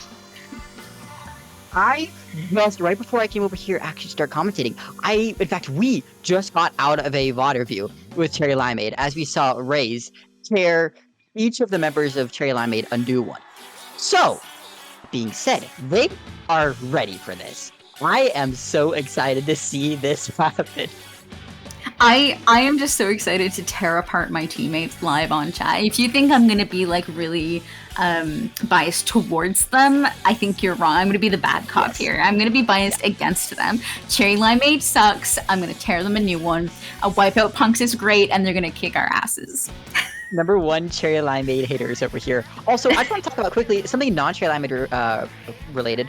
Captain Happy is going to be a very interesting thorn in the side of Cherry Limeade. Limeade has in the past notoriously struggled against Chargers. And correct me if I'm wrong, but Happy is a Charger player, is he not? I believe so. Yeah, part of the problem is that Pika is allergic to Chargers and bombs. Either one of those, no matter how close or far away they are from the Charger or the bomb, they will 100% die to it. It's a very deadly allergy. So I'm really excited to see if they've taken their... with the Benadryl, I guess, if they've taken their EpiPen tonight, if they're gonna be able to get this. It's a funny story about that, actually. Late Splatoon 2, Pika unironically wore, I believe it was 2 mains, 6 subs bomb defense, or 1 main, 6 subs bomb defense build, purely because of all of just everything that was thrown at them. And they really hated dying to straight bombs and chargers that much, they committed an entire build to stop that from happening. So, to just veer away from Cherry Limeade for a second. Yeah, let's talk about maps. Yeah, this really interesting. The room here. Yeah, really interesting. Looking at these 3 maps, the one thing I see in common is that they're all maps that are defense heavy. Yes. Very, very rough to mount defenses on some of these maps, especially like Rainmaker and Tower Control. They can snowball so quickly if your defense is pristine.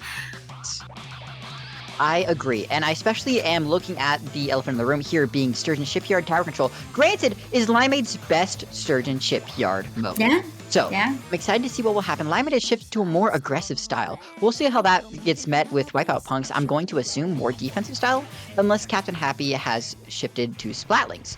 So, we will see what's happening here. Oh my goodness. A moment. Yeah, I'm so excited.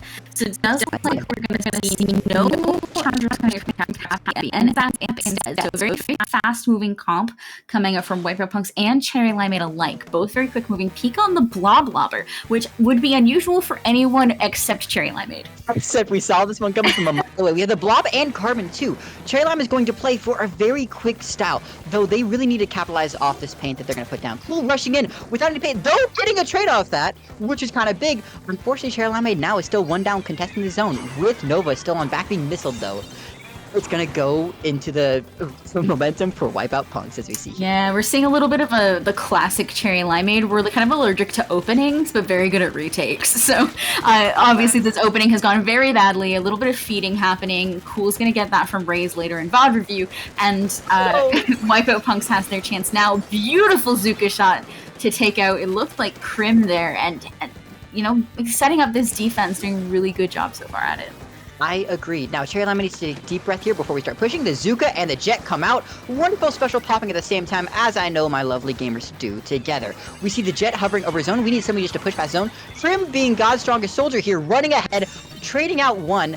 Her walking it behind, but unfortunately, Limeade only gets the cap and 3 points off that. Not what we would like to see from our home besties. Not quite. They did manage to get that penalty applied, so it's going to buy them a little bit of time, but not so much that they can sit back and sit pretty. They're going to have to get some specials fairly quick and try to stay alive. 1 down already on the side of Wipeout Punks. Make that 2. The next 2 players coming in on the left-hand side. Cool is going to go down a little early, but this should be a count for Cherry Limeade. I agree. It should be a cap, but don't speak too early, Lily. We got a wonderful shot there from Nova on the beautiful new ballpoint. We love my man here. Unfortunately, though, Nova does get the pick. Surrender zone. Cherry Limeade doesn't have the crop. And here we see it slowly tick down. Limeade has started, unfortunately, feeding here. We need to see Pika or Crim get a pick to get us back in the map. But at this point, Full is just off respawn. Our specials are, well, getting pretty close. Can the Hammer and Storm do anything here?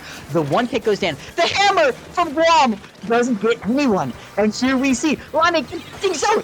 The flip and with 2 ticks left on the clock. Now, you know me, paint the sides, baby. That's what we like to see. That's how it's done. Good job, Pika, painting up these sides. Into the match. Yes, I know the calm. Oh, beautiful blob shots there from Pika. They haven't played blob in half a minute, but they are not rusty in the least. 3 down on the side of Wipeout Punks. Gonna make this into a bit of a staggered retake, and Cherry Limeade manages to continue the hold. Cool over here on the left-hand side, putting on some beautiful pressure under that beautiful tarp, and Crim on the Shark is unfortunately going to get called out by the Wiper here, but is going to try to go in and capitalize off of it. Now, Crim, get a pick or you're fired. They're fired. They're here from the race. But this here on Ballpoint, an unfortunate pick there. Cherry Limeade could have held it, except for Nova going down will mean the flip of the zone, and this is going to be a close match. I'm so excited to see how this turns out. We need to see Wipeout Punks here getting to the sides of the map. The sides of the map, especially on Hagglefish Market, are the name of the game. Nova here doing a wonderful job defending that. Being the frontline Ballpoint, we love to see, and assisted by Pika on the Blob Bobber, which once again, we just love to see happen. We have one special up. Getting called? Will that come out soon? We're waiting for one more special. There it is, and there they go. Unless early, the special's being staggered. Ooh, they need some value from that hammer, but they just don't seem to find it, Lily. Yeah, this Inkjet is putting on some really good pressure, and they do manage to interrupt that zone, but not quite a full flip yet, and they are going to need that flip if this game to go on much longer. All of the members of Cherry Limeade back in, Cool and Crim both running in. Cool, unfortunately, having to run away from where they were. They do manage to get the flip, though, to reapply that penalty, but with Crim the last one up and on respawn means no one's left in mid, and I am disappointed yet again. Oh, don't say disappointed. That was like mid-set here. I would love to see Nova sit back and really use the painting ability of the Ballpoint to paint the zone as Crim pushed up. Unfortunately, they did push up and stagger them both selves, hence both of them going down. Crim barely losing a fight off to the right side of the map. Ooh. Losing control of the zone once again. Can Cool put up anything? Unfortunately, he cannot. Honestly, they're doing a fairly good job. I think part of the problem here is probably Cool's pick on the Carbon. I feel like Carbon struggles here unless you have like massive paint control, and I would have liked to see something a little bit more that could like stand on its own 2 feet, especially against like a almost full shooter comp. We are approaching last 7 ticks of the game. Pika swinging into this zone, gonna try to get that paint cap, but I mean, rough. They do manage to get it just before those strikes come in, and do manage to get a pick on top of that, and they're doing a fairly good job. We're like in the last 2 seconds, so we're going to overtime, and so far we haven't seen them too strong on these holds. Correct. What I want to see happen is exactly what they were talking about before. I want Cool and Crim to play off each other. We have Nova and Pika holding down the objective as much as they can. That Stamp, unfortunately, finding no one. But Cool and Crim need to be communicating. They need to be crossfiring. Cool, Crim is up here. Sharkin gets called up by the missiles. Cool is slowly waiting for them to push back in. Unfortunately, not finding any picks. That is a big pick there. There's another pick there. We watch the zone in his zoners. We see a zoner. Such a huge pick, and the Ballpoints did just secure that. I think this is going on the side of Cherry Limeade. I honestly think that's going to be lead. There's no more chance anyone can get to zone interrupt in time, so I'm going to say Cherry Limeade. As Raze likes to say, are you trying to give me a heart attack? Is that what this is? Like, do you enjoy making me sweat? Are you like, you want to get the clutch games to make things more exciting for stream? I get it, but could you like... Do you have to clutch in overtime? Could you not have clutched before overtime so I didn't have to sweat as much? That would have been really great. I already showered today. Say what you will about Limeade, but oh my goodness, do they put on a show. That's it, right? We don't win every game, but we sure do make it funny. We try our best to be as funny as we can. We don't win. However, it does tend to be that we do. It is common within the Limeade VC. Yeah. And I mean, for anyone worried, yeah. for anyone worried that I'm like roasting my teammates too hard, don't worry, they're used to it. First of all, and second, it's to keep them humble. You know, you like they can't let their egos get too big. They're all very confident people who like can amp themselves up really well, and sometimes you just need to like take them down a peg so they don't get too full of themselves. Correct. And to talk about something non-Limeade related for a second, Wipeout Punks did a very good job on this. So good. They dismantled Limeade. They hit us. They hit us. Well, they hit Limeade right where they needed to. They staggered Limeade, going one special down, not dying to the stray picks. Wipeout Punks did an incredible job at calling out the carbon, really like not giving the carbon as much value as you would have liked to get. Yeah, you know? incredibly powerful. They had really good specials. They had really good player coordination. Like some Zukas coming out, hitting Nova point blank with that Zuka. Beautiful. Absolutely beautiful. Wipeout Punks is definitely going to give Cherry Limeade a run for their money. Like there's no shot that this is going to be a straight like 2-0. I feel like we're going to game 3. This next one really does say everything. Like I said before, this is the Sturgeon Shipyard. It's a plague amongst the Limeade, name. Will we see Limeade really try to snowball this map, using this map as to what it is? We see a carbon coming out again. Carbon 96, combat 96, my goat! I love to see it happen. Yeah, I also want to talk about the Squeezer. Yeah, the Squeezer coming out from Meow. Like, I'm really excited. Squeezer is one of those weapons that like is really hard to master and really powerful if you do. So I'd love to see it. Unfortunately, it does get picked off by Pika's Blobber, a menace by any means, and I'm gonna get the trade there. So we are 2 players down on Cherry Limeade. Like I said, we're shitty at opens, but better at retakes. So it does look like first checkpoint is going to fall. We'll have to see if we can get any specials up in time to stop this first check. Indeed, we see a Inkjet coming out, though contesting that is this Zuka. Can we get the Zuka? Hey, at least the Zuka doesn't die, and we end up stalling out this checkpoint. Though Limeade does go 2 down here, which is not what we want to see. All we have right now to contest this is a missiled ballpoint and a blob on the other side of the map. I think they have to give up first checkpoint if they're going to be smart about this. And honestly, I mean, on this map, giving up first checkpoint is nothing. It happens. You let it go. It's really second checkpoint is the really big one you have to watch. Now, Krim coming in with this Kraken is going to be something to watch. They can be a bit of a menace when they want to be chasing after a few members here. They are unfortunately not going to get any picks with it, but will get one at the end, and that's 3 members down for Wipeout Punks. Is going to give Cherry Limeade a chance to push this tower. I have seen this position happen so many times before. They need to breathe and then just take back control of the map. They need this shot out as soon as possible. We see 3 members of Limeade dropping on this shot, giving them no value. And just like that, we have Wipeout Punk's court already pink. Nova set up on the tower, Krim on snipe, and they are barreling towards second checkpoint way quicker than you would have expected them to see. Granted that, that opening, of course. Beautiful picks, and that Kraken coming out is going to stop this second checkpoint defense before it gets too settled, putting on some pressure on this area. The missile's unfortunately going to take that Kraken out, and Wipeout Punk's mounting a pretty decent defense around this second checkpoint. They do get a full wipe of Cherry Limeade. Good job, and going to take mid pretty well uncontested. Yeah, Wipeout Punks did a wonderful job of not crumbling to the snowball that is Sturgeon Shipyard tower control. I love how, despite there was 2 stacked on tower, they just went at it from both sides, showing us some incredible crossfire. Especially Wipeout Punks. That Zuka! We see 1 pick down on this side of Limeade. Zuka hitting Nova as well on the ballpoint. And suddenly we have a Zap and Cherry Limeade snipe. And oh, talk about a snowball. Things are not looking too good. Especially with Krim going down there too. Yeah, Pika and Cool on that flank put them in a not great position for this defense. Fortunately, Pika getting 1, Nova getting the other. They are going to lose lead here, but that is not game-ish. They should be pretty okay to take back mid. And, I mean, 26, like, checkpoint hasn't broken yet. That second checkpoint really has to break for it to be super dangerous. So, there's still a chance here. 2 minutes left in the game. There's a chance for this to go either way. I agree. Those missiles were kind of big, though. They wanted... Wipeout Punks wanted to push forward. Ooh. They just couldn't, but that was a wonderful kill. Can Nova get this 1 kill over here on this Platonic? Oh, Nova can! Looking like a wonderful anchor here for Cherry Limeade, replacing myself, and I am happy to say so. Some good plays from Nova here today. They are dancing around tower right now. They know what they need to do. They need to clear off this shot specifically and clear off court in front. Unfortunately, Nova getting a bit too excited, gets taken down by that shot. The shot is just a problem for Limeade. Gets taken out by Pika like it's nothing.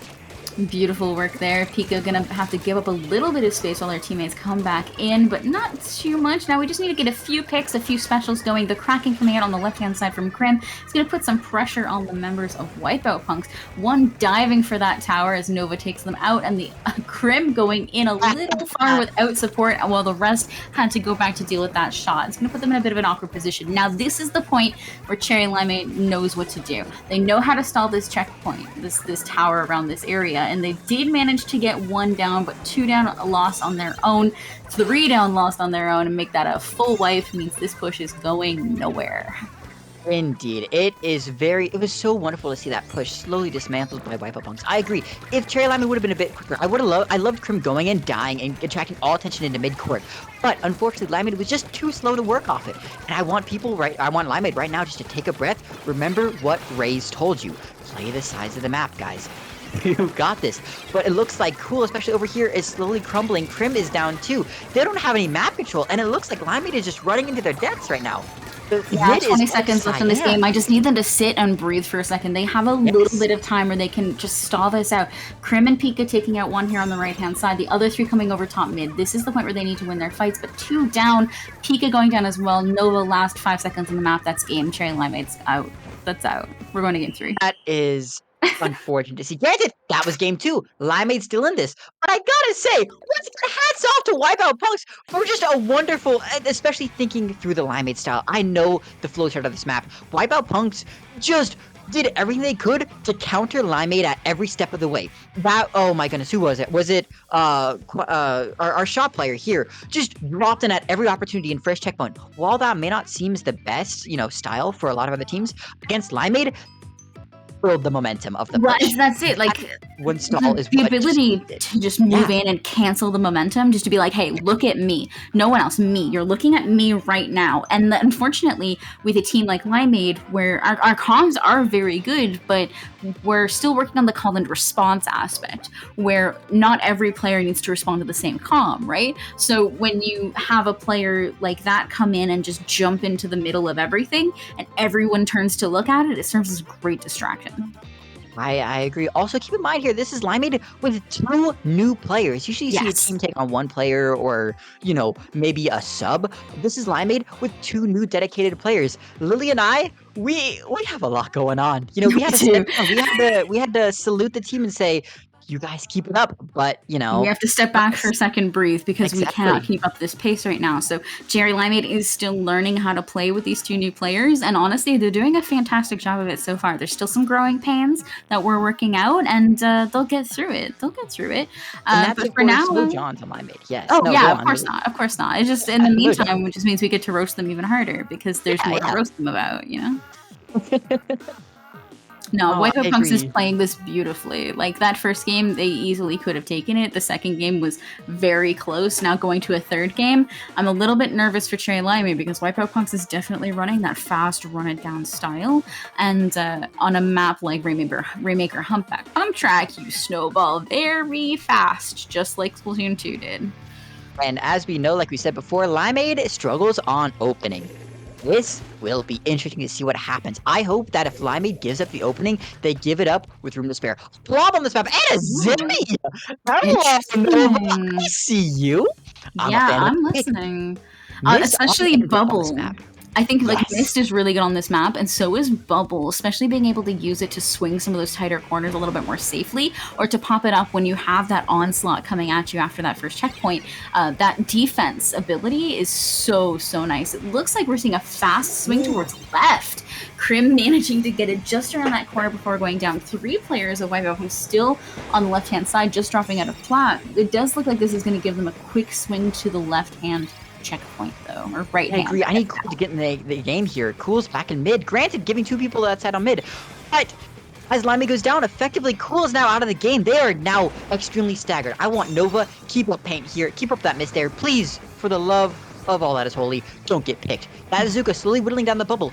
gave them the protection that they needed. Krim is now rushing in. We need to see Krim get a pick here. Krim does not get a pick here, though Pika is now set up on the defense here. Things are looking slightly better for Limeade now that Pika's on that top left area. I need you to keep an eye on that top left, where it looks like Quanyo is actually coming for a full flank into our spawn and picked off Krim, while the Rainmaker is running 2 players down the side of Trele. Make that 3. Cool managing to dive in at the last second to get that Rainmaker, but a push to 11 makes me nervous.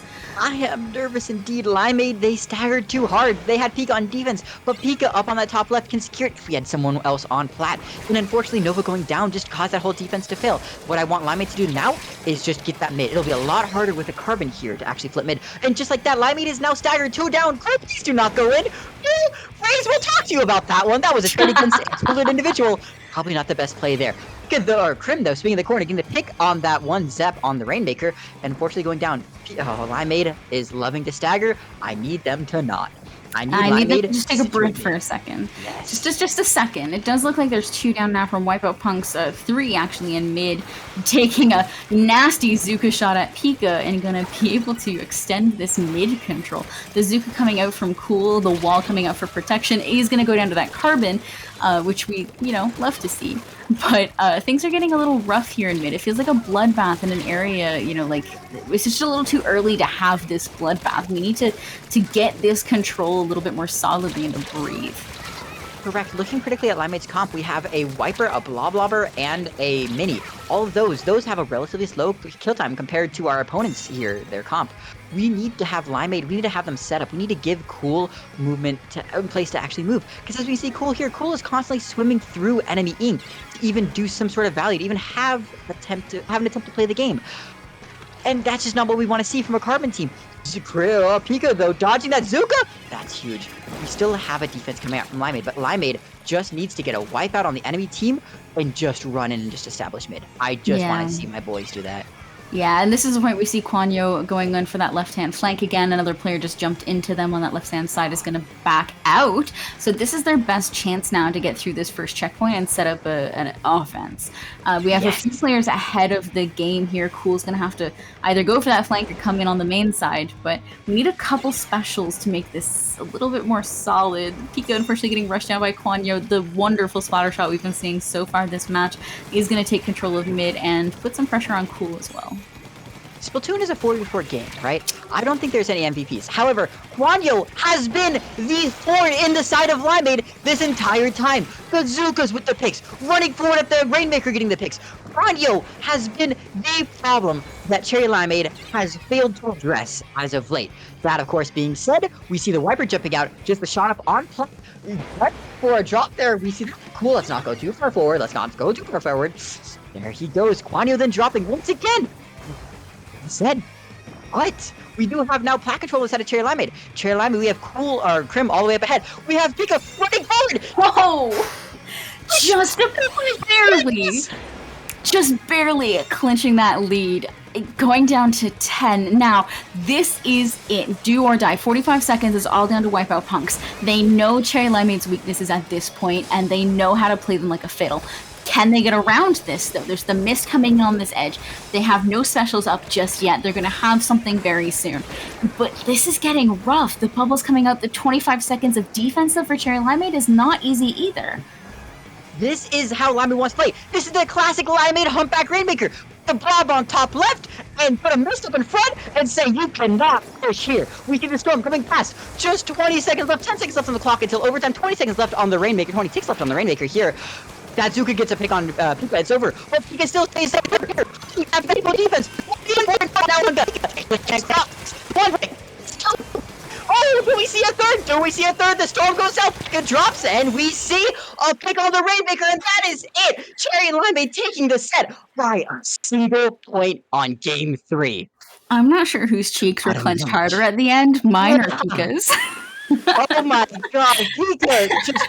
Oh. That's how you play Blob on that map, baby. Oh my goodness, that was my position back in Splatoon 2. I have now handed off the baton to Pika. Oh, and I was sweating so hard because that's the danger there. 25, 30 seconds of defense, eventually you crumble. It takes one mistake and all of a sudden there's one person between the Rainmaker and lead and you gotta hope you can clutch it. And Pika They clenched up. Good job, Pika. I'm proud of my you. goodness, my heart is beating out of my chest as if I was in the match myself. And I want to compliment Wipeout Punks. Absolutely beautiful gameplay. They did a fantastic job keeping up the pressure. Quanyo's gameplay in particular was breathtaking. The beautiful flanks, the just look at me plays, it was absolutely wonderful. If Cherry Limeade hasn't already marked Wipeout Punks as a scrim partner, then they should, because I feel like there's a lot to learn here in this partnership. Wipeout Punks had Cherry Limeade's number that entire set. I feel so confident in saying that. And Cherry Limeade just edged out on an incredible offense. They took the momentum, swung it in their favor, and Cherry Limeade they resorted back to their old roots and just had the banger lockout defense here. So, what a set. What a set to commentate there, Lily. I am so proud to be a Cherry Limeade enjoyer. As much as we flame them, they deserved it. They deserved it. For anyone just joining, I hope y'all enjoyed this. This was us, members of Cherry Limeade, roasting Cherry Limeade live on set. Unfortunately, that is going to be it for me and Shiny. We are going to head out. Shiny probably has to eat supper. I have to go to bed soon. You know, time zones, weird shit. Yeah, whatever. Details. That said, there's still lots more Splatoon coming. Before we get to that, Shiny, where can the people find you? At Twitter, at Shiny Pikmin. And that's the platform I'm active on right now. So yeah, find me at Shiny Pikmin on Twitter. Lily, how about yourself? Oh, you can find me at Splatoon Lily on Twitter and Twitch. I'm around. And I also, obviously, I run the Twitter account for Cherry Limeade. I've been upgraded to social media manager while I'm on a hiatus. So if you need to find me, you know where to find me. For now, though, while we wait for quarterfinals, also go follow Cherry Limeade SPL or whatever our account name is. Cherry Lime SPL. Yes. Yeah, Cherry Lime SPL. Go follow us on Twitter. But for now, while we wait for quarterfinals to get started, we're gonna head off. We're gonna go take a little short break while we switch commentators. We're gonna send you in with another Lily, so double Lily tonight. Have fun with that, and I hope you all have a fantastic night.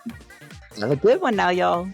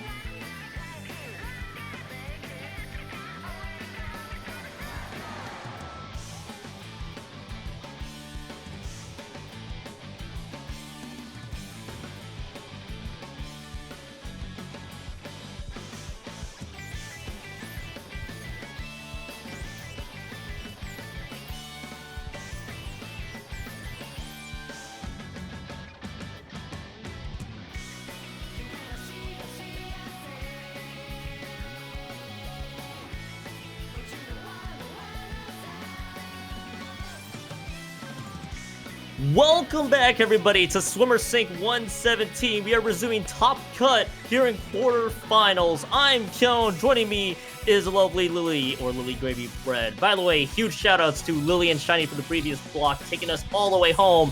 Lily, I am ready for this quarterfinals matchup between To Be Determined and Blue Gem Karambit. How about you? I'm so ready for this. I was just thinking recently how much I love Inkblot clams, and I'm definitely hyped to see the kind of game we'll be seeing here now. Inkblot clams, one of my favorites of all time, as I know that you know for sure. And looking at these rosters, I'm just wondering, is there anything you notice? Anything you're looking forward to about this? So roster-wise, I'm gonna dig the huge Blue Gem Karambit team, and that is a 10 out of 10 team name. They're up against To Be Determined, two teams not too familiar with, but sometimes the familiarity always intriguing and mysterious as always. So honestly, I'm kind of excited to see how these two teams stylistically play out here in the Great White Brackets. We're gonna move right along to the maps, as you mentioned, Lily. Inkblot Art Academy Clan Blitz, your favorite all time. Please tell us about it. Yeah, this is definitely one of my favorites of all time, especially due to, I think, the amount of options that you have to push in to be able to coordinate your team to create those really powerful pushes. It's not like, it doesn't feel like a huge map by any means. It doesn't feel too cramped. There are lots of nooks and crannies that you can really make a powerful use of here as well, which hopefully we'll be seeing in this game as we move right into it. So I'm curious to see what weapons that we'll be coming out with here at the moment on the side of To Be Determined and Blue Gem Karambit. It looks like we are seeing actually a decarb, which is great to see. I love seeing a decarb, especially with the Zuka buff. It'd be great to see what kind of things we're seeing. Also with Slusher from BB as well. I'm excited to see. It looks like we are rolling out already. To Be Determined already taking a good amount of control over mid with their charger here, trying to slowly make it difficult for Blue Gem Karambit to kind of move in when you have the threat of that charger looking over the middle of the map like that. Yes, absolutely. And once again, just to reiterate, To Be Determined on the teal color side, Blue Gem Karambit on orange for probably to get you guys going in. And I like this E-leader pick, especially in Inkblot clams. You have that range to work with across the board, trying to get full control of mid and many other places. Cooler, by the way, coming out here from To Be Determined as they're trying to push more of that advantage up there. But again, both teams not really being able to spawn a power clam of their own. Fancy Rice goes down, completely cooked out by BB, but BB going down there as well. We're gonna see Bree trying to flank right in with that carbon roller, but looks like that's not going to be too much other than a few trades to get us going. Yeah, it looks like those two trades kind of managed to at least get some players out there, but it looks like they're still trying to have to get some control of the mid at the moment. Two players have gone down on To Be Determined at the moment, however, and Blue Gem Karambit does start to get their special line. They have their crab, they have their Tri-Strikes ready to go, and it looks like we're seeing actually Zuka coming out onto To Be Determined as well. But with the crab and the Tri-Strikes coming out, it looks like they're getting quite a good amount of control over their base, but like crab getting cancelled like that, going down at that moment. It looks like they can't make much of a push out of that play. Yeah, no push to be found there from Blue Gem Karambit there, as the crab completely neutralized entirely. And as we speak right now, To Be Determined has this power claim of their own. They just spawned one right out of that side, just keeping it in the back. But you look at the paint control really on this map. Blue Gem Karambit has all of mid, to say the least, and we do see To Be Determined trying to move right in, trying to make something happen. The super chumps are going to be coming out here as well, trying to throw any misdirection on Blue Gem Karambit's end. But it looks like the Kraken from Unaware, the complete opposite of their name, totally aware that they've taken out one member, as Unaware trying to fire from distance. But it doesn't look like there's going to be much of a push. It's still no power claim on Blue Gem Karambit's end. To Be Determined still hanging on to their own.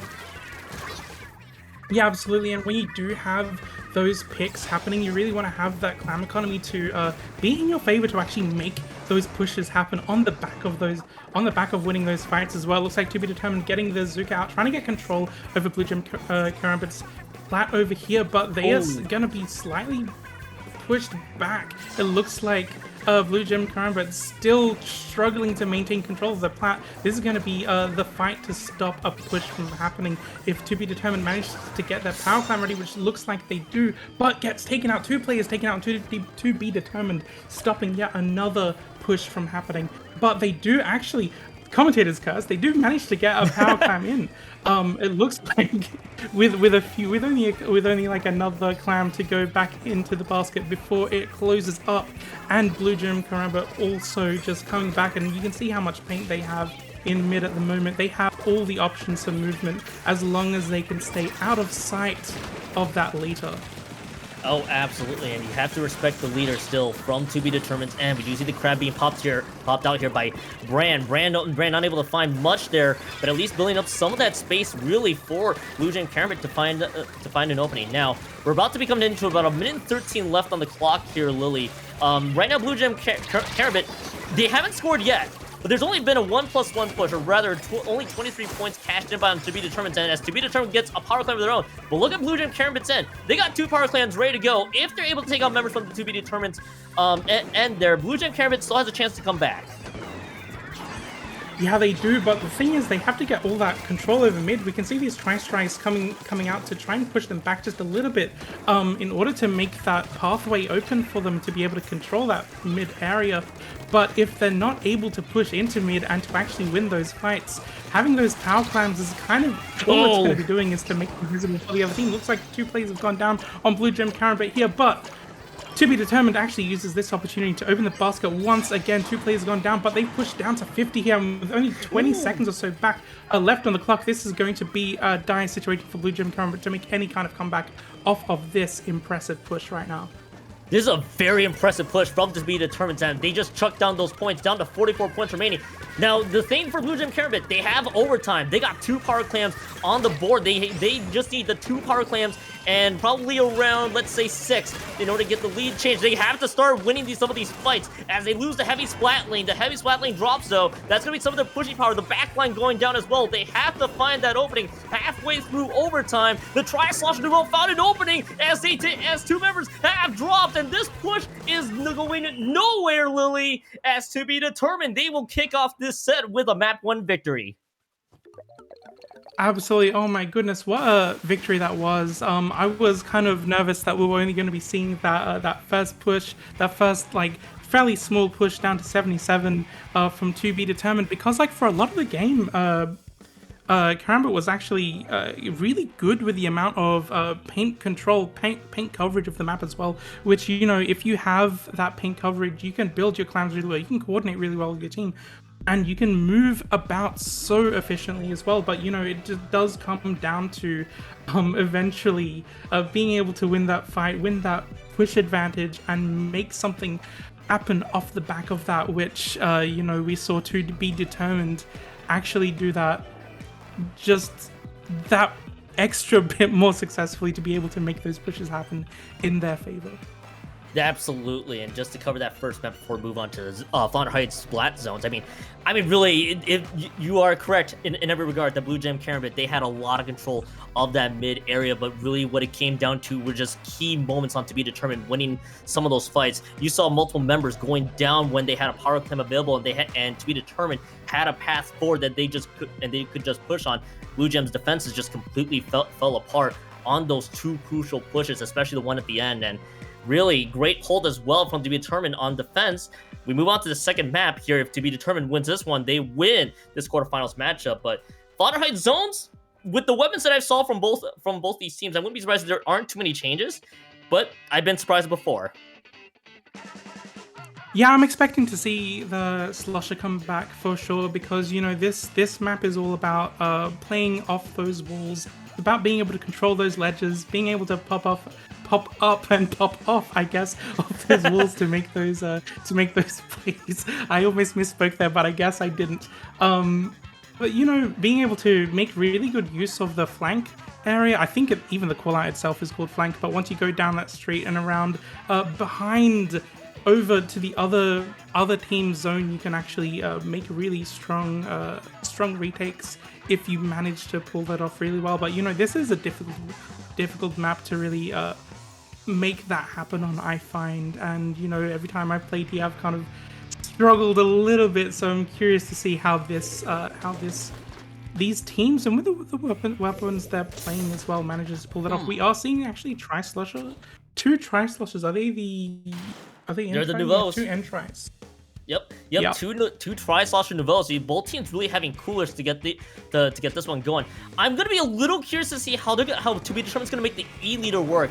This is a very awkward map to say the least for positioning of the E leader, especially when you consider that you're gonna be maintaining, or rather hitting high ground as fast as you can. So if they can find some of those picks from those angles, I could see this potentially working. That's a very, very difficult find there. Again, though, Cardi B trying to prove me wrong right out of the gate with a snipe on the BB. And at this point in time, even though Blue Gem Karambit got the cap to start things off, it looks like To Be Determined able to stop that at least for now, and they got control of both those zones. But it looks like a little bit of a fight here between both of these teams, trying to see who will take control and who will assert it. Yeah, absolutely. And actually, after that first pick from Cardi B onto BB, we saw how the movement up to that great area and then pushing forward ahead really helped To Be Determined to be able to take up the space that they really need here. It does look like, however, Blue Gem's actually being able to retake here and move ahead really quickly and be able to take control here, but they are going to be contested by those super chumps. Unfortunately for those super chumps, it doesn't look going to be having too much of an impact here as two players go down on To Be Determined. It looks like they are getting a little bit split up here with To Be Determined trying to come back, but they are getting a pick and trying to move in just a little bit more, getting another pick on the shot there. It looks like they're going to be fighting for this zone. However, what do you think is going to be happening here in these next few moments? I mean, really, for both these teams, they're just going to be trying to maintain high ground and get both of those zones capped as much as they could. I want to now that we have a little lull there as both teams losing multiple members, they're trying to give me a break, and they're not allowing me to. What I want to note here, though, is I like what Blue Gem has, at least from a composition standpoint. As soon as I mentioned that one, though, they lose two members. On paper, they have the Blasted and the Tri-Nouveau, the T-Tech, and the Wiper Deco on Blue Gem Karambit 10. They can be as aggressive as they want with the Blaster backing them up. But the worst place to be is getting kicked off at actual moments. As the EN79 going down on To Be Determined's end, and both teams kind of just dueling it out right now. But to be Determined, they take out two, but lose two of their own. But the point isn't getting neutralized. Zach and Bran are trying to move right up ahead, but it won't be enough. The lead has been flipped over on To Be Determined's end. They lose control at least for a split for a few moments, but with two members going down on that side. And it looks like Blue Gem Karambit at least stops a little bit of the bleeding. Absolutely, that was an impressive lead switch, I guess. It looks like they're gonna be trying to hold this for as much as possible. Blue Gem really wants to be able to get this lead back off of To Be Determined, and we can see them trying to hold this area here, just knowing that once To Be Determined starts coming up, especially with those tri-strikes, and we can see the, not tri-strikes, tri-zuka, I mean, it does look like, however, that Blue Gem has those points ticking down in their favor. This is looking pretty good for them with less than 2 minutes remaining, but To Be Determined slowly coming back up. They really need to win a fight here to be able to make anything happen for them. It does look like they do manage to get that first zone, but they're going to have to move over to the next one. Looks like they do get 2 picks off of that, and they manage to take the zones back for themselves. They definitely were able to take both of those zones back on To Be Determined's end, but now you have to keep those zones in your favor, and with the way Blue Gem can play, they can try to be as aggressive. We do see the cooler coming out here shortly. They're a little bit of a sugar rush. Can Blue Gem Karambit take advantage? They neutralize both of those zones at this point in time. Two members going down on To Be Determined's end. BB 2099 trying to move right up, trying to pressure out that E leader from doing anything. The E leader slightly displaced as Blue Gem Karambit gets both those zones back, but not before losing 2 of their own. And both Tri-Slosh Nouveaux have dropped as well on top of that. Down to a minute left to go. Both teams really want to make sure they get both of those zones capped by the end of this one, Lily. Oh, absolutely, Kiana. We are seeing actually To Be Determined still struggling to get back in. They have a player down, but 2 players down on Blue Gem at the moment. To Be Determined are going to have to make use of their super chumps, it looks like, to try and win a fight, or at least try and cap that. But it looks like, once again, those super chumps not making the hugest impact as they are cleaned right up by the Wiper Deco on Blue Gem Karambit. So being able to push up ahead, it looks like they're going to have to be moving a little bit past the amount of power that Blue Gem Karambit is really trying to push at them to try and keep them out of that area, but it does look like they do manage to cap that zone. 15 seconds left in the game. We are seeing Bree just trying to make a shark work to stop anyone from being able to move up this area here of the ramp, but it looks like if they can hold this in overtime, we might be able to see the lead switch, but 3 plays have gone down. It looks like Blue Gem Karambit is going to be coming back into control here as we're going to overtime, and with these bombs coming out, they are going to be painting up that zone, giving them the win. More importantly, Lily. Yeah, more importantly, Lily. This is a map victory for Blue Gem Karambit, and as we have seen the trends here throughout Swimmer Sync 117 here today, we have entered a third map with both teams on up a map apiece. The trend continues on in round 2. We're going to Manta Maria tower control. I mean, honestly, both teams went back and forth the entire way through. I don't think there was really a point in time where one team truly had advantage. I think it was just either of those teams finding opportunities to just flank from the back and then just try to find all those picks that they could, and all the fights. I think that really just what sells Flounder Heights zones for in that match alone. And with both these teams just going so far back and forth, I really had a feeling that it came down to the last team to take control of it.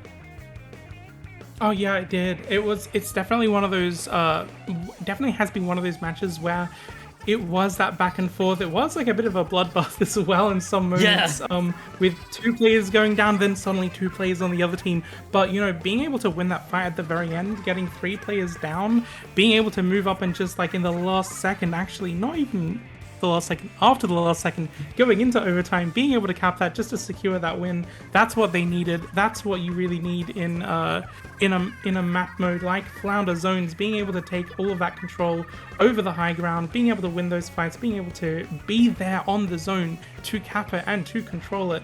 That's where you gotta be, and that's where a lot of them were definitely trying to play around in position for a lot of that game as well, because you know, if that starts to get contested, if you start having those Trizukas coming out, if they have players trying to push you off with your specials, it can be a little bit dangerous up there.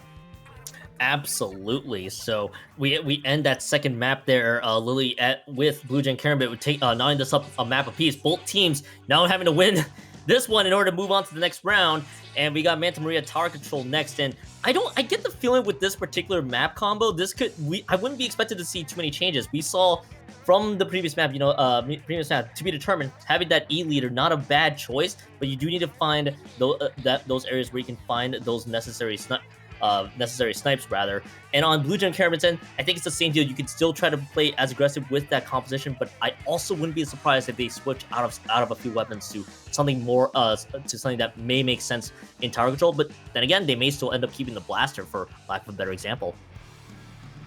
Oh yeah, absolutely. The AoE weapons here, I think, on this map mode are incredibly strong. Being able to take control over the bunkers, being able to take control over any of those ledges, which you get quite a lot of here as well. Definitely powerful choices. It does look like, however, we are seeing BB come back on the slushy here, but we aren't seeing... Actually, no. My mistake. Fancy Rice coming out with a blaster as well. So I'm curious to see what's going to be happening here, because I believe that Rapid Deco has an injury. Yes, it does. That's a Rapid Blaster Deco, actually, on the side of Blue Gem Karambit's end. So they definitely have actually, correction. I think that is going to be on to be determined end right there, as we do see a few members going down on that side. 92 points remain, by the way, on the side of Blue Gem Karambit's end here, and as we do see, or correction again to be determined, as we do see 3 members going down on that side of the fence, and we do see this tower being pushed right up ahead. The Trizuka is being dished out here by Bree, but that triple ink strike has zoned out Bree just a little bit, not able to get most of those shots off, and Fancy Rice and Bree are able to reassert control as much as they can with this defense there, and tower not really going anywhere past the first checkpoint. Yeah, this map mode can definitely be a bit of a tug of war from what I have seen, but you know, Blue Gem Karambit have been going down quite a few numbers at a time throughout this game, and it looks like to be determined are going to be making use of the tactical quite a few times actually to be able to continue that push up ahead, trying to create that space. I really like seeing the Tri-Strikes come out to try and clear the street behind the bunker as well, which we're seeing once again. It looks like they're going to be slowly pushing the tower up ahead, but 2 players have gone down, and to be determined, it looks like Blue Gem is going to be taking back the tower right now to be able to at least neutralize it, do something with it, getting 2 great picks. I believe was that and 3rd one as well. Yeah, we do see Cardi B and Fancy Rice now trying to take control of that tower. Nice find, by the way, with 3 picks on Luna Cameron's end here. As we do see yet another trade. We do see this tower just being pushed right up ahead, still zoning out just a little bit. And right now, Bree and Fancy Rice trying to collapse right around this tower. As we do see the ancient being popped, can Fancy Rice find a few members? 1 member going down, but both teams trade 2, and now a 3rd member drops as well. We do see Blue Gem karambit able to put a stop into that one, but to be determined has indeed taken the lead with 49 points remaining. Yeah, they've definitely put a sizable dent in the score so far, but Blue Gem Karambit's already pushing up. They have 1 player down, but 1 player down wasn't to be determined. Has to come back in, but with those specials coming out as well, it looks like, unfortunately, it won't be able to push too much off of that to get that lead back from Blue Gem at the moment. With players going down still and to be determined, it does look like that tower is going to be neutralized. We are in definitely a neutral game at the moment, with both teams trying to fight it out to be able to take control here. But, you know, Blue Gem still has quite a good amount of ping control going for them. As long as they can get past Cardi B's leader, it looks like they're definitely going to be targeting them with those missiles, but not really pushing them out of where Cardi B is wanting to set up at the moment. They're going to have to do a little bit more than that in order to take control here, but it does look like with these strikes coming out, they may be able to get a bigger dent in the score at the moment as they go over to the 2nd checkpoint. Yeah, the 2nd checkpoint, I think, is going to get stalled there as the rest of the members have been collapsed on, to be determined, able to put an end to that push. And at 54 points remaining, the idea with the cooler being put on the tower to get everybody pushed up ahead was a great idea, but the rest of the team just got completely collapsed on just across the many different angles that were there. As we do see the E-Leader having to jump out of the picture on this front. So 1 minute and 12 to go in this crucial 3rd map. Fancy Rice with the Inkjet, by the way, able to find the slosher, able to find a pick, and Fancy Rice is able to take out the 2nd member on the side of Blue Gem Karambit, but no push to be found so far. Moose able to take out Unaware, and less than a minute to go here. Lily, this is still going to be very close. I feel like it's going to come down to a huge team fight. Absolutely, and we are actually seeing Blue Gem being able to take back a lot of paint control over the map as well. Looks like we're seeing Unaware here trying to go for a flank, but unfortunately getting pushed out a little bit as 2 players were there ready to pick them off. Bran also trying to pressure the Blaster here, trying to find an opportunity to help their team to be able to take the tower in the last 30 seconds. It does look like with their special line, they do have their missiles, but they do need a little bit more than that. Looks like the Tri-Strike's coming out to help. This is the push that they so desperately need. Unfortunately, the Wipeout Deco does get taken down, and to be determined is going to be really trying to contest this zone. Stop. Yeah, they're really trying to stop anyone from being able to get onto the tower at the moment. As in the last few seconds, it does look like Moose is trying to get on, but I'm speechless at the moment. Yeah. I was about to mention it was a lot of carnage around the tower, but it ends successfully on To Be Determined's favor by the end of this one, Lily. And To Be Determined wins this set 2-1 in what was a very hotly contested tower control map across both teams. And I think you kind of get the idea as we see a fist bump to wrap that one up. Gotta love it every time. Absolutely. I mean, some crucial members just going down at the end. You saw the Wiper Deco just going down at that crucial juncture, and at that point in time, just the fact you lose one with 10 seconds left to go, and the missiles, even though they were thrown out earlier, that's still that Wiper Deco going down. You need all of the Squids to be on the tower as soon as you can, and it just wasn't enough. Oh yeah, you really need all the control you can get over that little area just moving into the street, because not only do you have to clear that street, but there are so many areas of high ground that having Cardi B's leader positioned there overlooking the street, being able to call out to the rest of their team to say, okay, they're pushing here, you got to watch out for this player coming up, and being able to coordinate the team to be able to defend really successfully, I think definitely made that fight fall into the favor of To Be Determined at the very end. But Also, that game, and I see this a lot on that map mode, was definitely a big tug of war with the tower moving, just like inching back and forth throughout a lot of the game as well, and being able to get those specials coordinated and being able to push off of them is always going to be super valuable. But, you know, once again, those pushes were kind of small, but exciting, I gotta say.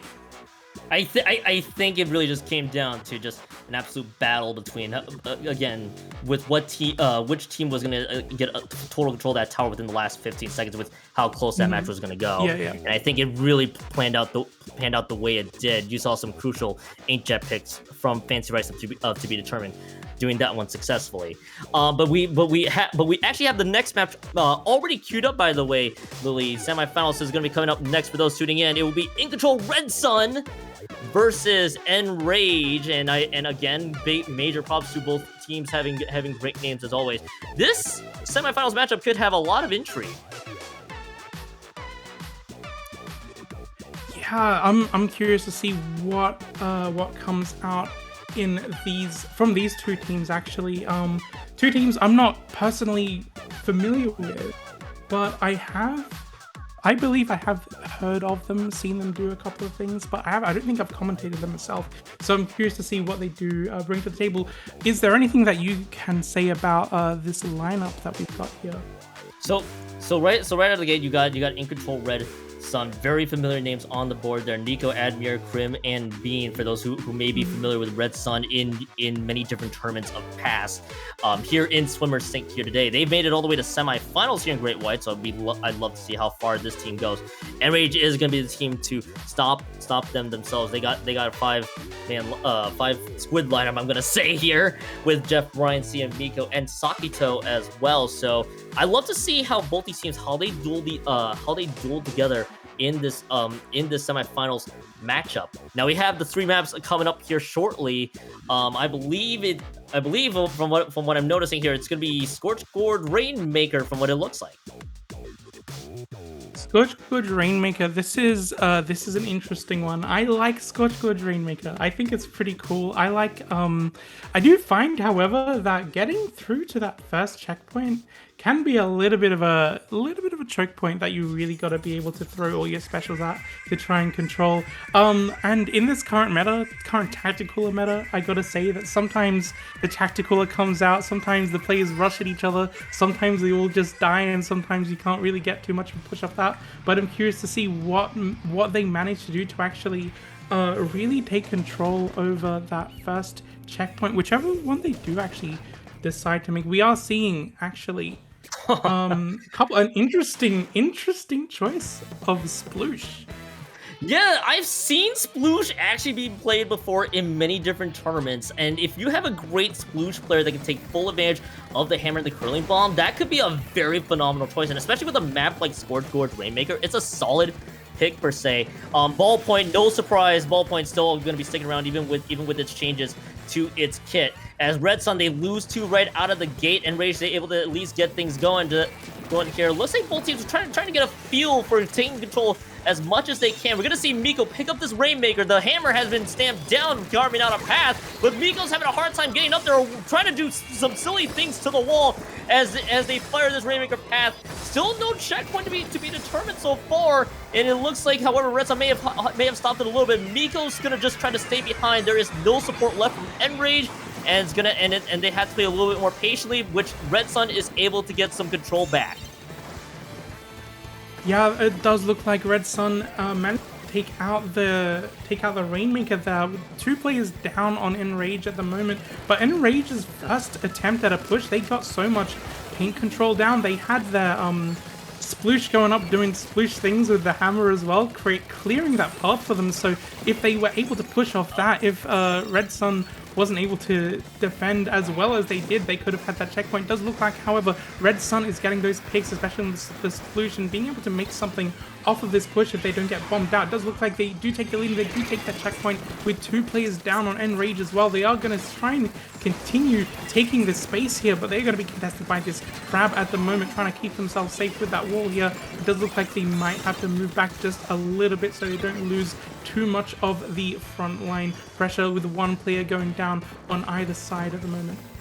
Yeah, there's at least a nice hold. It was a much needed crab tank they needed to pop in order to at least give themselves a chance to fight back. And we do see ENRAGE right now picking up this Rainmaker. Ryan's gonna be the one in control. This one actually just a splash that picked it up. So again, good timing on who picks up that Rainmaker, as Ryan did use the crab from earlier. We do see, however, Red Sun having a lot of control of this area right there. As we do see that Krim with that ball with the 8-jet trying to fire and able to take out Ryan in that process. And another member going down on the side. C going down as well, and this is a nice stop by Red Sun, and now they're going to try to assert a full control mid, and that was a crucial pick too. That could have been a lot more if ENRAGE was able to set up for another push, as we do see both members going, two members going down on both sides. This jump is going to get punished here. Krim goes off on a double, and that's a nice stop there by Krim, and Red Sun in good control.